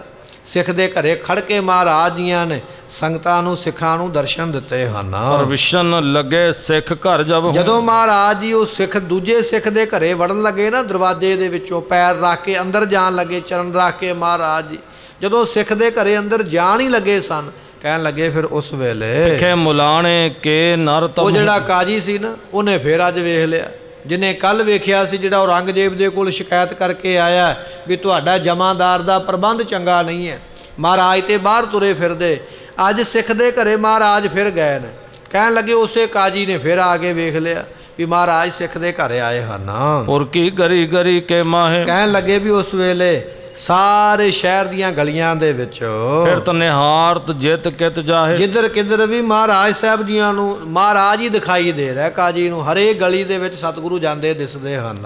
ਨਰ ਪਿਖ ਗਮਨਿਓ ਨਿਕਟ ਉਹ ਮੁਲਾਨੇ। ਜਿਹੜਾ ਬੰਦਾ ਵੇਖਦਾ ਸੀ ਨਾ ਮਹਾਰਾਜ ਨੂੰ ਆਉਂਦਿਆਂ, ਉਹ ਦੌੜ ਕੇ ਗਿਆ ਕਾਜੀ ਨੂੰ ਦੱਸਣ ਵਾਸਤੇ ਵੀ ਕਾਜੀ ਸਾਹਿਬ ਮਹਾਰਾਜ ਨੂੰ ਮੈਂ ਗਲੀ ਵਿੱਚ ਆਉਂਦੇ ਦੇਖਿਆ ਹੈ। ਮੈਂ ਹੇਰੇ ਸਿੱਖ ਘਰ ਪ੍ਰਵਸ਼ਾਨੇ। ਸਿੱਖ ਦੇ ਘਰੇ, ਫਲਾਣੇ ਸਿੱਖ ਦੇ ਘਰੇ, ਉਹਨੇ ਸਿੱਖ ਦਾ ਨਾਮ ਵੀ ਦੱਸ ਦਿੱਤਾ ਵੀ ਫਲਾਣੇ ਸਿੱਖ ਦਾ ਜਿਹੜਾ ਘਰ ਹੈ ਨਾ, ਮੈਂ ਉਸ ਘਰ ਦੇ ਵਿੱਚ ਮਹਾਰਾਜ ਨੂੰ ਜਾਂਦੇ ਦੇਖਿਆ ਹੈ। ਸੁਨ ਨੌ ਰੰਗ ਢਿੱਗ ਪਹੁੰਚਿਓ ਉਹ ਧਾਈ। ਜਿਹੜਾ ਮੌਲਾਨਾ ਸੀ ਉਹ ਤੇ ਮੌਕਾ ਲੱਭਦਾ ਪਿਆ। ਛੇਤੀ ਦੇ ਨਾਲ ਉਹਨੇ ਸੁਣੀ ਗੱਲ, ਦੌੜ ਕੇ ਔਰੰਗਜ਼ੇਬ ਦੇ ਕੋਲ ਗਿਆ ਦੱਸਣ ਵਾਸਤੇ, ਇਹ ਗੱਲ ਕਹਿਣ ਵਾਸਤੇ ਵੀ ਮੈਂ ਸੱਚਾ ਹਾਂ। ਮੈਂ ਕੱਲ ਵੀ ਤੁਹਾਨੂੰ ਆਖਿਆ ਸੀ ਵੀ ਗੁਰੂ ਸਿੱਖਾਂ ਦੇ ਘਰੇ ਜਾ ਕੇ ਪ੍ਰਸ਼ਾਦਾ ਛਕਦਾ ਹੈ, ਤੁਸੀਂ ਮੇਰੀ ਗੱਲ ਨੂੰ ਮੰਨਿਆ ਨਹੀਂ। ਹੁਣ ਮੈਂ ਤੁਹਾਨੂੰ ਨੰਗੇ ਹੱਥੀਂ ਫੜਾ ਦਿੰਦਾ ਸਿੱਖ ਦੇ ਘਰੇ ਬੈਠਿਆਂ ਹੋਇਆਂ। ਇਹ ਗੱਲ ਸਾਬਤ ਕਰਨ ਵਾਸਤੇ ਕਹਿਣ ਲੱਗੇ ਕਾਜੀ ਦੌੜ ਕੇ ਔਰੰਗਜ਼ੇਬ ਦੇ ਕੋਲ ਪਹੁੰਚਿਆ ਹੈ। ਨਰ ਪਠ ਆਪ ਲਿਓ ਦਿਖਰਾਈ। ਉਸ ਵੇਲੇ ਔਰੰਗਜ਼ੇਬ ਨੂੰ ਕਹਿਣ ਲੱਗਾ ਬਾਦਸ਼ਾਹ ਸਲਾਮਤ, ਜੇ ਮੇਰੇ ਤੇ ਯਕੀਨ ਨਹੀਂ ਤੁਹਾਨੂੰ ਤੇ ਆਪਣਾ ਇੱਕ ਬੰਦਾ ਭੇਜੋ ਇੱਥੋਂ ਕਚਹਿਰੀ ਦੇ ਵਿੱਚੋਂ, ਆਪ ਜਾ ਕੇ ਵੇਖ ਲਓ ਮਹਾਰਾਜ ਫਲਾਣੇ ਸਿੱਖ ਦੇ ਘਰੇ ਬੈਠੇ ਹਨ। ਕਰਨ ਆਹਾਰ ਗਏ ਸਿੱਖ ਘਰ ਮੈਂ। ਤੇ ਸਤਿਗੁਰੂ ਪਾਤਸ਼ਾਹ ਜੀ ਭੋਜਨ ਛਕਣ ਵਾਸਤੇ ਇੱਕ ਸਿੱਖ ਦੇ ਘਰ ਵਿੱਚ ਗਏ ਹੋਏ ਹਨ। ਸਾਚ ਕੈ ਝੂਠ ਲਿਓ ਲੱਖ ਤੇ ਉਰਮੈ। ਤੁਸੀਂ ਆਪ ਵੇਖ ਲਓ, ਤੁਹਾਨੂੰ ਲੱਗਦਾ ਸੀ ਵੀ ਤੁਹਾਡਾ ਜਮਾਦਾਰ ਸੱਚਾ ਤੇ ਮੈਂ ਝੂਠਾ ਹਾਂ, ਪਰ ਅੱਜ ਦੁੱਧ ਦਾ ਦੁੱਧ ਤੇ ਪਾਣੀ ਦਾ ਪਾਣੀ ਹੋਵੇਗਾ। ਅੱਜ ਤੁਸੀਂ ਆਪ ਆਪਣਾ ਬੰਦਾ ਇੱਕ ਭੇਜ ਕੇ ਵੇਖ ਲਓ ਵੀ ਮਹਾਰਾਜ ਫਲਾਣੇ ਸਿੱਖ ਦੇ ਘਰ ਵਿੱਚ ਹਨ। ਸ਼ਾਹੇ ਤਵੈ ਭੇਜੇ ਨਰ ਦੌਰੇ। ਉਸ ਵੇਲੇ ਔਰੰਗਜ਼ੇਬ ਨੇ ਆਪਣੇ ਬੰਦੇ ਜਿਹੜੇ ਵਿਸ਼ਵਾਸ ਪਾਤਰ ਸਨ, ਕੁਝ ਬੰਦੇ ਭੇਜੇ, ਕਹਿਣ ਲੱਗਾ ਜਾਓ ਦੌੜ ਕੇ ਛੇਤੀ ਦੇ ਨਾਲ ਵੇਖ ਕੇ ਆਓ ਵੀ ਮਹਾਰਾਜ ਸਿੱਖ ਦੇ ਘਰੇ ਵਾਕਿਆ ਗਏ ਹਨ ਜਾਂ ਜਿਸ ਨਹੀਂ। ਆਵਾਸ ਕੇ ਪ੍ਰਵਸ਼ੇ ਪੌਰੇ। ਸੋ ਜਿਸ ਘਰ ਵਿੱਚ ਮਹਾਰਾਜ ਗਏ ਸਨ ਉਹਦਾ ਅਤਾ ਪਤਾ ਔਰੰਗਜ਼ੇਬ ਦੇ ਕੋਲੋਂ ਜਾਂ ਉਹ ਕਾਜੀ ਦੇ ਕੋਲੋਂ ਲੈ ਕੇ ਜਿਹੜੇ ਬੰਦੇ ਸਨ ਦੌੜ ਕੇ ਉਹ ਸਿੱਖ ਦੇ ਘਰ ਵਿੱਚ ਪਹੁੰਚੇ ਹਨ। ਕਰੇ ਬਿਲੋਕਨ ਬੈਠ ਬਿਰਾਜੇ। ਤੇ ਜਦੋਂ ਉਹਨਾਂ ਨੇ ਜਾ ਕੇ ਵੇਖਿਆ ਸਾਹਿਬ ਗੁਰੂ ਤੇਗ ਬਹਾਦਰ ਮਹਾਰਾਜ ਜੀ ਉਹ ਸਿੱਖ ਦੇ ਘਰੇ ਬੈਠੇ ਹੋਏ, ਮਹਾਰਾਜ ਭੋਜਨ ਛਕਦੇ ਪਏ।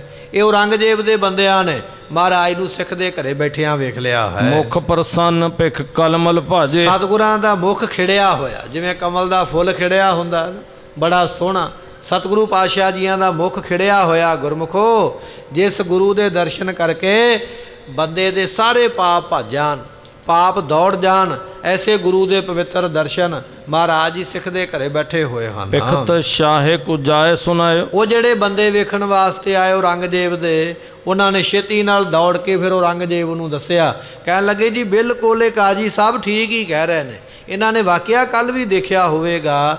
ਅੱਜ ਅਸੀਂ ਮਹਾਰਾਜ ਨੂੰ ਸਿੱਖ ਦੇ ਘਰੇ ਬੈਠਿਆਂ ਵੇਖ ਕੇ ਆਏ ਹਾਂ। ਇਸ ਤਰ੍ਹਾਂ ਉਹ ਜਿਹੜੇ ਵਿਅਕਤੀ ਨੇ ਔਰੰਗਜ਼ੇਬ ਨੂੰ ਦੱਸਦੇ ਹਨ। ਤਤਸ਼ਨ ਜਮਾਦਾਰ ਬੁਲਵਾਇਓ। ਉਸ ਵੇਲੇ ਔਰੰਗਜ਼ੇਬ ਨੇ ਆਪਣੇ ਸਿਪਾਹੀ ਭੇਜ ਕੇ, ਉਹ ਜਿਹੜਾ ਜਮਾਦਾਰ ਸੀ ਨਾ, ਪਹਿਰੇਦਾਰ, ਗੁਰੂ ਦੀ ਰਾਖੀ ਕਰਨ ਵਾਲਾ, ਕੈਦਖਾਨੇ ਦੀ ਰਾਖੀ ਕਰਨ ਵਾਲਾ, ਔਰੰਗਜ਼ੇਬ ਨੇ ਛੇਤੀ ਨਾਲ ਉਹਨੂੰ ਬੁਲਾਇਆ, ਆਪਣੇ ਕੋਲ ਬੁਲਾ ਕੇ ਕਹਿਣ ਲੱਗਾ ਹੈ, ਵੇਖੋ ਮੂੜ ਕੂੜ ਕਹਿ ਕਾਲੀ। ਕਹਿਣ ਲੱਗਾ ਉਹ ਮੂਰਖਾ, ਤੂੰ ਕੱਲ ਝੂਠ ਬੋਲਦਾ ਸੀ ਨਾ ਵੀ ਮਹਾਰਾਜ ਨੂੰ ਮੈਂ ਨਹੀਂ ਛੱਡਿਆ, ਮੈਂ ਤੇ ਬੜਾ ਧਿਆਨ ਰੱਖਦਾ। ਮੂਰਖਾ, ਤੂੰ ਕੱਲ ਸਾਡੇ ਕੋਲ ਝੂਠ ਬੋਲਿਆ ਹੈ। ਅੱਜ ਅਸੀਂ ਉਸ ਗੱਲ ਨੂੰ ਚੰਗੀ ਤਰ੍ਹਾਂ ਤਹਿਕੀਕਾਤ ਕਰਕੇ ਵਾਚ ਲਿਆ, ਤੂੰ ਸਾਡੇ ਕੋਲ ਝੂਠ ਬੋਲਦਾ ਹੈ। ਸਿੱਖ ਘਰ ਗਮਨਿਓ ਕਰਤ ਕੁਸਾਲੀ। ਸਤਿਗੁਰੂ ਪਾਤਸ਼ਾਹ ਕੱਲ ਵੀ ਸਿੱਖ ਦੇ ਘਰੇ ਗਏ ਸਨ, ਅੱਜ ਵੀ ਮਹਾਰਾਜ ਸਿੱਖ ਦੇ ਘਰੇ ਗਏ, ਅਸੀਂ ਜਾਂਦੇ ਹੋਏ ਵੇਖੇ, ਸਾਡੇ ਬੰਦਿਆਂ ਨੇ ਜਾਂਦੇ ਹੋਏ ਵੇਖੇ ਹਨ, ਅਸੀਂ ਆਪ ਦੇਖੇ ਹਨ। ਤੁਮਨੇ ਕਹਿਓ ਨਾ ਮਾਨਿਓ ਮੇਰਾ। ਤੇ ਤੂੰ ਮੇਰਾ ਕਿਹਾ ਹੋਇਆ ਮੰਨਿਆ ਕਿਉਂ ਨਹੀਂ? ਜਦੋਂ ਕੱਲ ਵੀ ਤੈਨੂੰ ਕਿਹਾ ਵੀ ਤਕੜਾਈ ਕਰ, ਮਹਾਰਾਜ ਨੂੰ ਬਾਹਰ ਦੀ ਹਵਾ ਨਾ ਲੱਗੇ, ਇਹੋ ਜਿਹਾ ਪ੍ਰਬੰਧ ਕਰ, ਫਿਰ ਤੂੰ ਮੇਰੇ ਹੁਕਮ ਨੂੰ ਮੰਨਦਾ ਕਿਉਂ ਨਹੀਂ ਹੈ? ਦਿਓ ਦੰਡ ਲਿਓ ਦਰਬ ਵਡੇਰਾ। ਤੇ ਮੈਂ ਤੈਨੂੰ ਬਹੁਤ ਜ਼ਿਆਦਾ ਹੁਣ ਦੰਡ ਦੇਵਾਂਗਾ, ਸਜ਼ਾ ਦੇਵਾਂਗਾ। ਤੈਨੂੰ ਮੈਂ ਇਸ ਕੰਮ ਦੀ ਤਨਖਾਹ ਦਿੰਦਾ ਵੀ ਜਿਹੜਾ ਕੰਮ ਮੈਂ ਕਵਾਂ ਤੂੰ ਕਰੇ ਹੀ ਨਾ। ਤੈਨੂੰ ਕਿੰਨੀ ਮੋਟੀ ਤਨਖਾਹ ਮਿਲਦੀ ਹੈ ਸਰਕਾਰੀ ਖਜ਼ਾਨੇ ਦੇ ਵਿੱਚੋਂ, ਤੇ ਹੁਕਮ ਸਾਡਾ ਤੂੰ ਮੰਨਦਾ ਨਹੀਂ, ਹੁਣ ਮੈਂ ਤੈਨੂੰ ਡਾਢੀ ਸਜ਼ਾ ਦੇਵਾਂਗਾ। ਇਸ ਤਰ੍ਹਾਂ ਔਰੰਗਜ਼ੇਬ ਕਹਿੰਦਾ ਹੈ। ਕਾਰਾਗ੍ਰਹਿ ਤੇ ਤਿਸ ਨਿਕਸਾਏ। ਤੂੰ ਗੁਰੂ ਪਾਤਸ਼ਾਹ ਨੂੰ ਆਪ ਜਾਣ ਬੁੱਝ ਕੇ ਜੇਲ੍ਹ ਦੇ ਵਿੱਚੋਂ ਬਾਹਰ ਕੱਢਿਆ ਹੈ। ਔਰ ਮੈਂ ਫਿਰੈ ਅਸਨ ਕਿਤ ਖਾਏ। ਤੇ ਸਤਿਗੁਰੂ ਪਾਤਸ਼ਾਹ ਜੀ ਸ਼ਹਿਰ ਵਿੱਚ ਤੁਰੇ ਫਿਰਦੇ, ਕਦੇ ਕਿਸੇ ਘਰ ਦੇ ਵਿੱਚ, ਕਦੇ ਕਿਸੇ ਘਰ ਦੇ ਵਿੱਚ, ਭੋਜਨ ਛਕਦੇ ਸਿੱਖਾਂ ਦੇ ਘਰਾਂ ਵਿੱਚੋਂ। ਇਹ ਤੇਰੇ ਛੱਡਣ ਬਿਨਾ ਹੋ ਨਹੀਂ ਸਕਦਾ ਹੈ। ਇਸ ਤਰ੍ਹਾਂ ਔਰੰਗਜ਼ੇਬ ਕਹਿੰਦਾ ਹੈ। ਦਿਨ ਪ੍ਰਤ ਇਸੇ ਰੀਤ ਚੱਲ ਜਾਤੋ। ਜੇ ਮਹਾਰਾਜ ਅੱਜ ਅਸੀਂ ਵੇਖੇ ਨੇ, ਇਹਦਾ ਮਤਲਬ ਇਹ ਹੋਇਆ ਵੀ ਮਹਾਰਾਜ ਰੋਜ਼ ਇਸੇ ਤਰ੍ਹਾਂ ਹੀ ਜਾਂਦੇ ਹੋਣਗੇ। ਅੱਜ ਤੇ ਅਸੀਂ ਆਪ ਵੇਖ ਲੈ, ਪਰ ਤੂੰ ਰੋਜ਼ ਇਸੇ ਤਰ੍ਹਾਂ ਹੀ ਮਹਾਰਾਜ ਨੂੰ ਦਰਵਾਜ਼ਾ ਖੋਲ੍ਹ ਕੇ ਬਾਹਰ ਕੱਢਦਾ ਹੋਵੇਂਗਾ। ਤੇ ਮਹਾਰਾਜ ਫਿਰ ਇਸੇ ਤਰ੍ਹਾਂ ਹੀ ਜਾਂਦੇ ਹੋਣਗੇ। ਇਹ ਤੇ ਫਿਰ ਰੋਜ਼ ਦਾ ਕੰਮ ਹੋਵੇਗਾ। ਪਤਾ ਸਾਨੂੰ ਅੱਜ ਲੱਗਾ ਹੈ। ਇਸ ਤਰ੍ਹਾਂ ਔਰੰਗਜ਼ੇਬ ਆਪਣੇ ਨੌਕਰ ਨੂੰ ਝਿੜਕਦਾ ਹੈ। ਸਿੱਖਿਆਨ ਕੇ ਘਰ ਭੋਜਨ ਖਾਤੋ। ਤੇ ਸਤਿਗੁਰੂ ਪਾਤਸ਼ਾਹ ਮਹਾਰਾਜ ਜੀ ਸਿੱਖਾਂ ਦੇ ਘਰੇ ਜਾ ਕੇ ਭੋਜਨ ਛਕਦੇ ਕਾਜੀ ਨੇ ਦੇਖੇ ਨੇ। ਇਸੇ ਤਰ੍ਹਾਂ ਮੈਂ ਭੇਜੇ ਕੁਝ ਸਿਪਾਹੀ, ਇਹਨਾਂ ਨੇ ਵੀ ਜਾ ਕੇ ਦੇਖੇ ਹਨ। ਕੌਣ ਬਾਤ ਤੇ ਇਮਤੈ ਕੀਨ। ਤੂੰ ਕਿਹੜੀ ਗੱਲ ਕਰਕੇ ਇਹ ਕੀਤਾ ਹੈ? ਔਰੰਗਜ਼ੇਬ ਪੁੱਛਦਾ ਪਿਆ, ਮੈਨੂੰ ਇਸ ਗੱਲ ਦਾ ਜਵਾਬ ਦੇ ਵੀ ਤੂੰ ਮੇਰਾ ਹੁਕਮ ਮੰਨਿਆ ਕਿਉਂ ਨਹੀਂ? ਤੂੰ ਗੁਰੂ ਦਾ ਪ੍ਰਬੰਧ ਕੀਤਾ ਕਿਉਂ ਨਹੀਂ? ਤੂੰ ਗੁਰੂ ਨੂੰ ਬਾਹਰ ਕਿਉਂ ਨਿਕਲਣ ਦਿੱਤਾ ਹੈ? ਇਹ ਕਿਸ ਵਾਸਤੇ ਤੂੰ ਗੁਰੂ ਨੂੰ ਬਾਹਰ ਕੱਢਦਾ ਹੈ? ਇਸ ਗੱਲ ਦਾ ਉੱਤਰ ਦੇਣਾ ਕਰ। ਕਿਦੋਂ ਦਰਬ ਰਿਸ਼ਵਤ ਤੇ ਲੀਨ। ਤੈਨੂੰ ਕਿਤੇ ਗੁਰੂ ਨੇ ਰਿਸ਼ਵਤ ਤੇ ਨਹੀਂ ਦੇ ਦਿੱਤੀ ਵੀ ਗੁਰੂ ਕੋਲੋਂ ਤੈਨੂੰ ਮੋਟੀ ਮਾਇਆ ਮਿਲ ਗਈ ਹੋਵੇ, ਕਿਸੇ ਸਿੱਖ ਨੇ ਤੈਨੂੰ ਬਹੁਤਾ ਧਨ ਦੇ ਦਿੱਤਾ ਹੋਵੇ ਤੇ ਤੂੰ ਵਿਕ ਗਿਆ ਹੋਵੇ ਵੀ ਚਲੋ ਔਰੰਗਜ਼ੇਬ ਦੇ ਕੋਲੋਂ ਤੇ ਮਿਲਦੇ ਹੀ ਪਏ ਨੇ, ਇਧਰੋਂ ਵੀ ਦੂਜੇ ਨੰਬਰ ਦੀ ਵੀ ਕਮਾਈ ਕਰ ਲਵਾਂ। ਤੂੰ ਕਿਤੇ ਵਿਕ ਤੇ ਨਹੀਂ ਗਿਆ, ਕਿਤੇ ਗੁਰੂ ਨੇ ਤੈਨੂੰ ਖਰੀਦ ਤੇ ਨਹੀਂ ਲਿਆ। ਤੂੰ ਜਾਣ ਬੁੱਝ ਕੇ ਗੁਰੂ ਨੂੰ ਕਿਉਂ ਛੱਡਦਾ ਹੈ? ਔਰੰਗਜ਼ੇਬ ਆਪਣੇ ਸਵਾਲਾਂ ਨੂੰ ਵਾਰ-ਵਾਰ ਕਰਦਾ ਹੈ। ਡਰਿਓ ਸ਼ਾਹੋ ਤੇ ਦਵੈ ਕਰ ਜੋਰ। ਉਹ ਜਿਹੜਾ ਜਮਾਦਾਰ ਸੀ ਨਾ, ਉਹਦੇ ਹੱਥ ਕੰਬਣ ਲੱਗ ਪਿਆ, ਲੱਤਾਂ ਕੰਬਣ ਲੱਗ ਪਈਆਂ ਵੀ ਔਰੰਗਜ਼ੇਬ ਨੇ ਤੇ ਮੈਨੂੰ ਕਤਲ ਕਰਵਾ ਦੇਣਾ। ਡਰਿਆ ਹੋਇਆ ਜਮਾਦਾਰ ਹੱਥ ਕੰਬਦੇ ਪਏ, ਉਹਨੇ ਹੱਥ ਹੀ ਜੋੜ ਲੈ, ਤਰਲਾ ਕਰਕੇ ਕਹਿਣ ਲੱਗਾ ਹੈ, ਕਹਿਓ ਕਿ ਮੈਂ ਆਇਬ ਤਿਸ ਠੌਰੇ। ਕਹਿਣ ਲੱਗਾ ਜੀ ਮੈਂ ਉੱਥੋਂ ਹੀ ਆਇਆ ਹਾਂ। ਤੁਸੀਂ ਆਖਦੇ ਗੁਰੂ ਬਾਹਰ ਹੈ, ਪਰ ਮੈਂ ਤੇ ਉੱਥੋਂ ਹੀ ਆਇਆ ਜਿੱਥੇ ਗੁਰੂ ਨੂੰ ਆਪਾਂ ਕੈਦ ਕੀਤਾ ਹੋਇਆ। ਮੈਂ ਉਸੇ ਥਾਂ ਤੋਂ ਆਇਆ ਹਾਂ। ਓਸਟ ਕੇ ਅੰਤਰ ਅਵਸ਼ੋ। ਮੈਂ ਹੁਣ ਜਦੋਂ ਇੱਧਰ ਨੂੰ ਆ ਰਿਹਾ ਨਾ, ਜਦੋਂ ਤੁਹਾਡਾ ਸੁਨੇਹਾ ਮਿਲਿਆ, ਮੈਂ ਤੁਹਾਡਾ ਸੁਨੇਹਾ ਜਾਣ ਕੇ ਇੱਧਰ ਨੂੰ ਆ ਗਿਆ। ਉਸ ਵੇਲੇ ਗੁਰੂ ਪਾਤਸ਼ਾਹ ਕੋਠੇ ਦੇ ਵਿੱਚ ਬੈਠੇ, ਮੈਂ ਆਪ ਛੱਡ ਕੇ ਆਇਆ। ਤੁਸੀਂ ਆਖਦੇ ਹੋ ਵੀ ਮਹਾਰਾਜ ਨੂੰ ਮੈਂ ਬਾਹਰ ਕੱਢਿਆ, ਮਹਾਰਾਜ ਸਿੱਖਾਂ ਦੇ ਘਰੇ ਚਲੇ ਗਏ ਨੇ, ਪਰ ਜਦੋਂ ਮੈਂ ਤੁਰਿਆ ਆ ਤੁਹਾਡਾ ਹੁਕਮ ਸੁਣ ਕੇ, ਉਸ ਵੇਲੇ ਗੁਰੂ ਨੂੰ ਮੈਂ ਆਪ ਅੰਦਰ ਜੇਲ੍ਹ ਦੇ ਬੈਠੇ ਹੋਏ ਵੇਖਿਆ ਹੈ। ਇਸ ਤਰ੍ਹਾਂ ਉਹ ਜਿਹੜਾ ਜਮਾਦਾਰ ਹੈ ਉਹ ਆਪਣੀ ਸਫਾਈ ਦਿੰਦਾ ਹੈ। ਕਰੇ ਕਪਾਟ ਅਸੰਜਤ ਪੌਰੇ। ਤੇ ਮੈਂ ਆਉਣ ਲੱਗਿਆ ਪੌੜੀਆਂ ਦਾ ਦਰਵਾਜ਼ਾ ਵੀ ਬੰਦ ਕਰ ਦਿੱਤਾ। ਜਿਹੜੇ ਦੂਜੇ ਤੀਜੇ ਹੋਰ ਦਰਵਾਜ਼ੇ ਸਨ ਉਹਨਾਂ ਨੂੰ ਵੀ ਚੰਗੀ ਤਰ੍ਹਾਂ ਸੰਗਲ ਲਾ ਕੇ, ਜੰਦੇ ਲਾ ਕੇ ਬੰਦ ਕੀਤਾ ਹੈ। ਤਾਰੇ ਮਾਰ ਰੱਖਿਓ ਦਰ ਤਾਹੀਂ। ਸਾਰਿਆਂ ਦਰਵਾਜ਼ਿਆਂ ਨੂੰ ਤਾਲੇ ਮੈਂ ਹੱਥੀਂ ਲਾਏ ਹੋਏ ਨੇ। ਮੋਟੇ ਮੋਟੇ ਤਾਲੇ ਜੰਦਰੇ ਜਿਹੜੇ ਕਿਸੇ ਕੋਲੋਂ ਖੁੱਲ੍ਹ ਨਹੀਂ ਸਕਦੇ, ਟੁੱਟ ਨਹੀਂ ਸਕਦੇ, ਇਹੋ ਜਿਹੇ ਦਰਵਾਜ਼ਿਆਂ ਦੇ ਉੱਪਰ ਤਾਲੇ ਲਾਏ ਹੋਏ ਹਨ। ਵੈ ਸਨਦ ਦਿੜ ਖਰੋ ਸਿਪਾਹੀ। ਮੇਰੇ ਸਿਪਾਹੀ ਸਨਦ ਬੱਧ ਹੋ ਕੇ, ਤਿਆਰ ਹੋ ਕੇ, ਹਰ ਵੇਲੇ ਸ਼ਾਸਤਰ ਹੱਥ ਵਿੱਚ ਫੜ ਕੇ ਗੁਰੂ ਦੇ ਪਹਿਰੇ ਤੇ ਖਲੋਤੇ ਨੇ। ਮਹਾਰਾਜ ਕਿਵੇਂ ਬਾਹਰ ਨਿਕਲ ਸਕਦੇ ਹਨ? ਜੇ ਮਮ ਕਹਿਓ ਝੂਠ ਉਰਲਿਆ। ਹੁਣ ਬਾਦਸ਼ਾਹ ਸਲਾਮਤ ਇਹ ਗੱਲ ਹੈ ਵੀ ਹੋ ਸਕਦਾ ਤੁਹਾਨੂੰ ਮੇਰੀ ਗੱਲ ਤੇ ਯਕੀਨ ਨਾ ਹੋਵੇ, ਹੋ ਸਕਦਾ ਤੁਹਾਨੂੰ ਇਹ ਲੱਗਦਾ ਵੀ ਮੈਂ ਝੂਠ ਬੋਲਦਾ। ਜੇ ਤੁਹਾਨੂੰ ਇਹ ਗੱਲ ਲੱਗਦੀ ਹੈ ਕਿ ਮੈਂ ਝੂਠ ਬੋਲਦਾ ਹਾਂ ਤੇ ਫਿਰ ਤੁਸੀਂ ਇਸ ਤਰ੍ਹਾਂ ਕਰਨਾ ਕਰੋ। ਤੋ ਨਰ ਆਪਣੋ ਪੱਠ ਦਿਖਰਾਵੋ। ਤੁਸੀਂ ਜਿਵੇਂ ਸਿੱਖ ਦੇ ਘਰੇ ਬੰਦੇ ਭੇਜ ਕੇ ਵੇਖਿਆ ਵੀ ਮਹਾਰਾਜ ਸਿੱਖ ਦੇ ਘਰੇ ਨੇ, ਹੁਣ ਉਹੀ ਬੰਦੇ ਮੇਰੇ ਨਾਲ ਭੇਜੋ। ਮੈਂ ਦਿਖਾਉਂਦਾ ਅੰਦਰ ਬੈਠੇ ਹੋਏ ਜੇਲ੍ਹ ਦੇ, ਤੁਸੀਂ ਆਪ ਤਹਿਕੀਕਾਤ ਕਰ ਲਵੋ। ਜੇ ਇਹ ਗੱਲ ਸੱਚੀ ਨਾ ਹੋਈ ਤੇ ਫਿਰ ਮੈਂ ਸਜ਼ਾ ਭੁਗਤਣ ਨੂੰ ਤਿਆਰ ਹਾਂ, ਪਰ ਸਜ਼ਾ ਦੇਣ ਤੋਂ ਪਹਿਲਾਂ ਇਸ ਗੱਲ ਦਾ ਨਿਰਣਾ ਕਰ ਲਓ ਬੰਦੇ ਭੇਜ ਕੇ ਕਿ ਮਹਾਰਾਜ ਜੇਲ੍ਹ ਦੇ ਵਿੱਚ ਬੈਠੇ ਹੋਏ ਹਨ। ਸੁਣਤ ਸ਼ਾਹ ਬਿਸਮਿਓ ਮਨ ਮਹਾ। ਉਸ ਵੇਲੇ ਇਹ ਗੱਲ ਸੁਣ ਕੇ ਔਰੰਗਜ਼ੇਬ ਬੜਾ ਹੈਰਾਨ ਹੋਇਆ ਵੀ ਇਹ ਬੜੀ ਦ੍ਰਿੜਤਾ ਦੇ ਨਾਲ, ਬੜੇ ਪੱਕੇ ਇਰਾਦੇ ਦੇ ਨਾਲ, ਆਤਮ ਵਿਸ਼ਵਾਸ ਦੇ ਨਾਲ ਇਹ ਗੱਲ ਕਹਿ ਰਿਹਾ ਵੀ ਮਹਾਰਾਜ ਜੇਲ੍ਹ ਵਿੱਚ ਬੈਠੇ, ਮੈਂ ਛੱਡ ਕੇ ਆਇਆ। ਸੁਣ ਕੇ ਬੜਾ ਹੈਰਾਨ ਹੈ। ਸ਼ੀਗਰ ਪਠਾਇਓ ਨਾਰਿਕ ਤਾਂ। ਉਸ ਵੇਲੇ ਬਾਦਸ਼ਾਹ ਨੇ ਪੂਰੀ ਤਹਿਕੀਕਾਤ ਕਰਨ ਵਾਸਤੇ ਨਾ ਇੱਕ ਆਪਣੇ ਨੌਕਰ ਨੂੰ ਭੇਜਿਆ, ਕਹਿਣ ਲੱਗਾ ਜਾਓ ਭਾਈ ਫਿਰ ਦੇਖ ਕੇ ਆਓ। ਜੇ ਇਹ ਕਹਿੰਦਾ ਵੀ ਮਹਾਰਾਜ ਜੇਲ੍ਹ ਵਿੱਚ ਬੈਠੇ ਨੇ, ਜਾਓ ਫਿਰ ਵੇਖ ਕੇ ਆਓ ਬੈਠੇ ਨੇ ਕਿ ਨਹੀਂ ਬੈਠੇ ਹਨ। ਇਸ ਗੱਲ ਨੂੰ ਜਾ ਕੇ ਦੇਖਣਾ ਕਰੋ। ਖੋਲ ਕਪਾਟ ਨਿਹਾਰਨ ਕਰੇ। ਉਸ ਵੇਲੇ 2-4 ਰਾਜੇ ਦੇ ਵਜ਼ੀਰ ਭੱਜ ਕੇ ਗਏ, ਦੌੜ ਕੇ ਗਏ ਇਸ ਗੱਲ ਨੂੰ ਵੇਖਣ ਵਾਸਤੇ ਵੀ ਮਹਾਰਾਜ ਉੱਥੇ ਹਨ ਕਿ ਨਹੀਂ। ਜਦੋਂ ਜਾ ਕੇ ਇਹਨਾਂ ਨੇ ਦਰਵਾਜ਼ਾ ਖੋਲ੍ਹਿਆ, ਜਿਸ ਜਗ੍ਹਾ ਦੇ ਉੱਪਰ ਮਹਾਰਾਜ ਬੈਠੇ ਸਨ, ਬੈਠੇ ਸਤਿਗੁਰ ਆਨੰਦ ਭਰੇ। ਤੇ ਸਤਿਗੁਰੂ ਪਾਤਸ਼ਾਹ ਮਹਾਰਾਜ ਜੀਆਂ ਨੂੰ ਵੇਖਣ ਵਾਸਤੇ ਔਰੰਗਜ਼ੇਬ ਨੇ ਇਹ ਕੌਤਕ ਕੀਤਾ ਹੈ, ਕਿਉਂਕਿ ਜਮਾਦਾਰ ਇਹ ਗੱਲ ਕਹਿ ਰਿਹਾ ਵੀ ਮੈਂ ਮਹਾਰਾਜ ਨੂੰ ਜੇਲ੍ਹ ਦੇ ਵਿੱਚ ਬੈਠਿਆਂ ਆਪ ਵੇਖ ਕੇ ਆਇਆ ਹਾਂ। ਆਉਣ ਲੱਗਿਆ ਮੈਂ ਬਾਕੀ ਦਰਵਾਜ਼ੇ ਵੀ ਬੰਦ ਕਰਕੇ ਆਇਆ, ਚੰਗੀ ਤਰ੍ਹਾਂ ਤਕੜਾਈ ਕਰਕੇ ਆਇਆ। ਉਧਰੋਂ ਕਾਜੀ ਕਹਿ ਰਿਹਾ ਵੀ ਮਹਾਰਾਜ ਨੂੰ ਮੈਂ ਸਿੱਖਾਂ ਦੇ ਘਰੇ ਵੇਖਿਆ।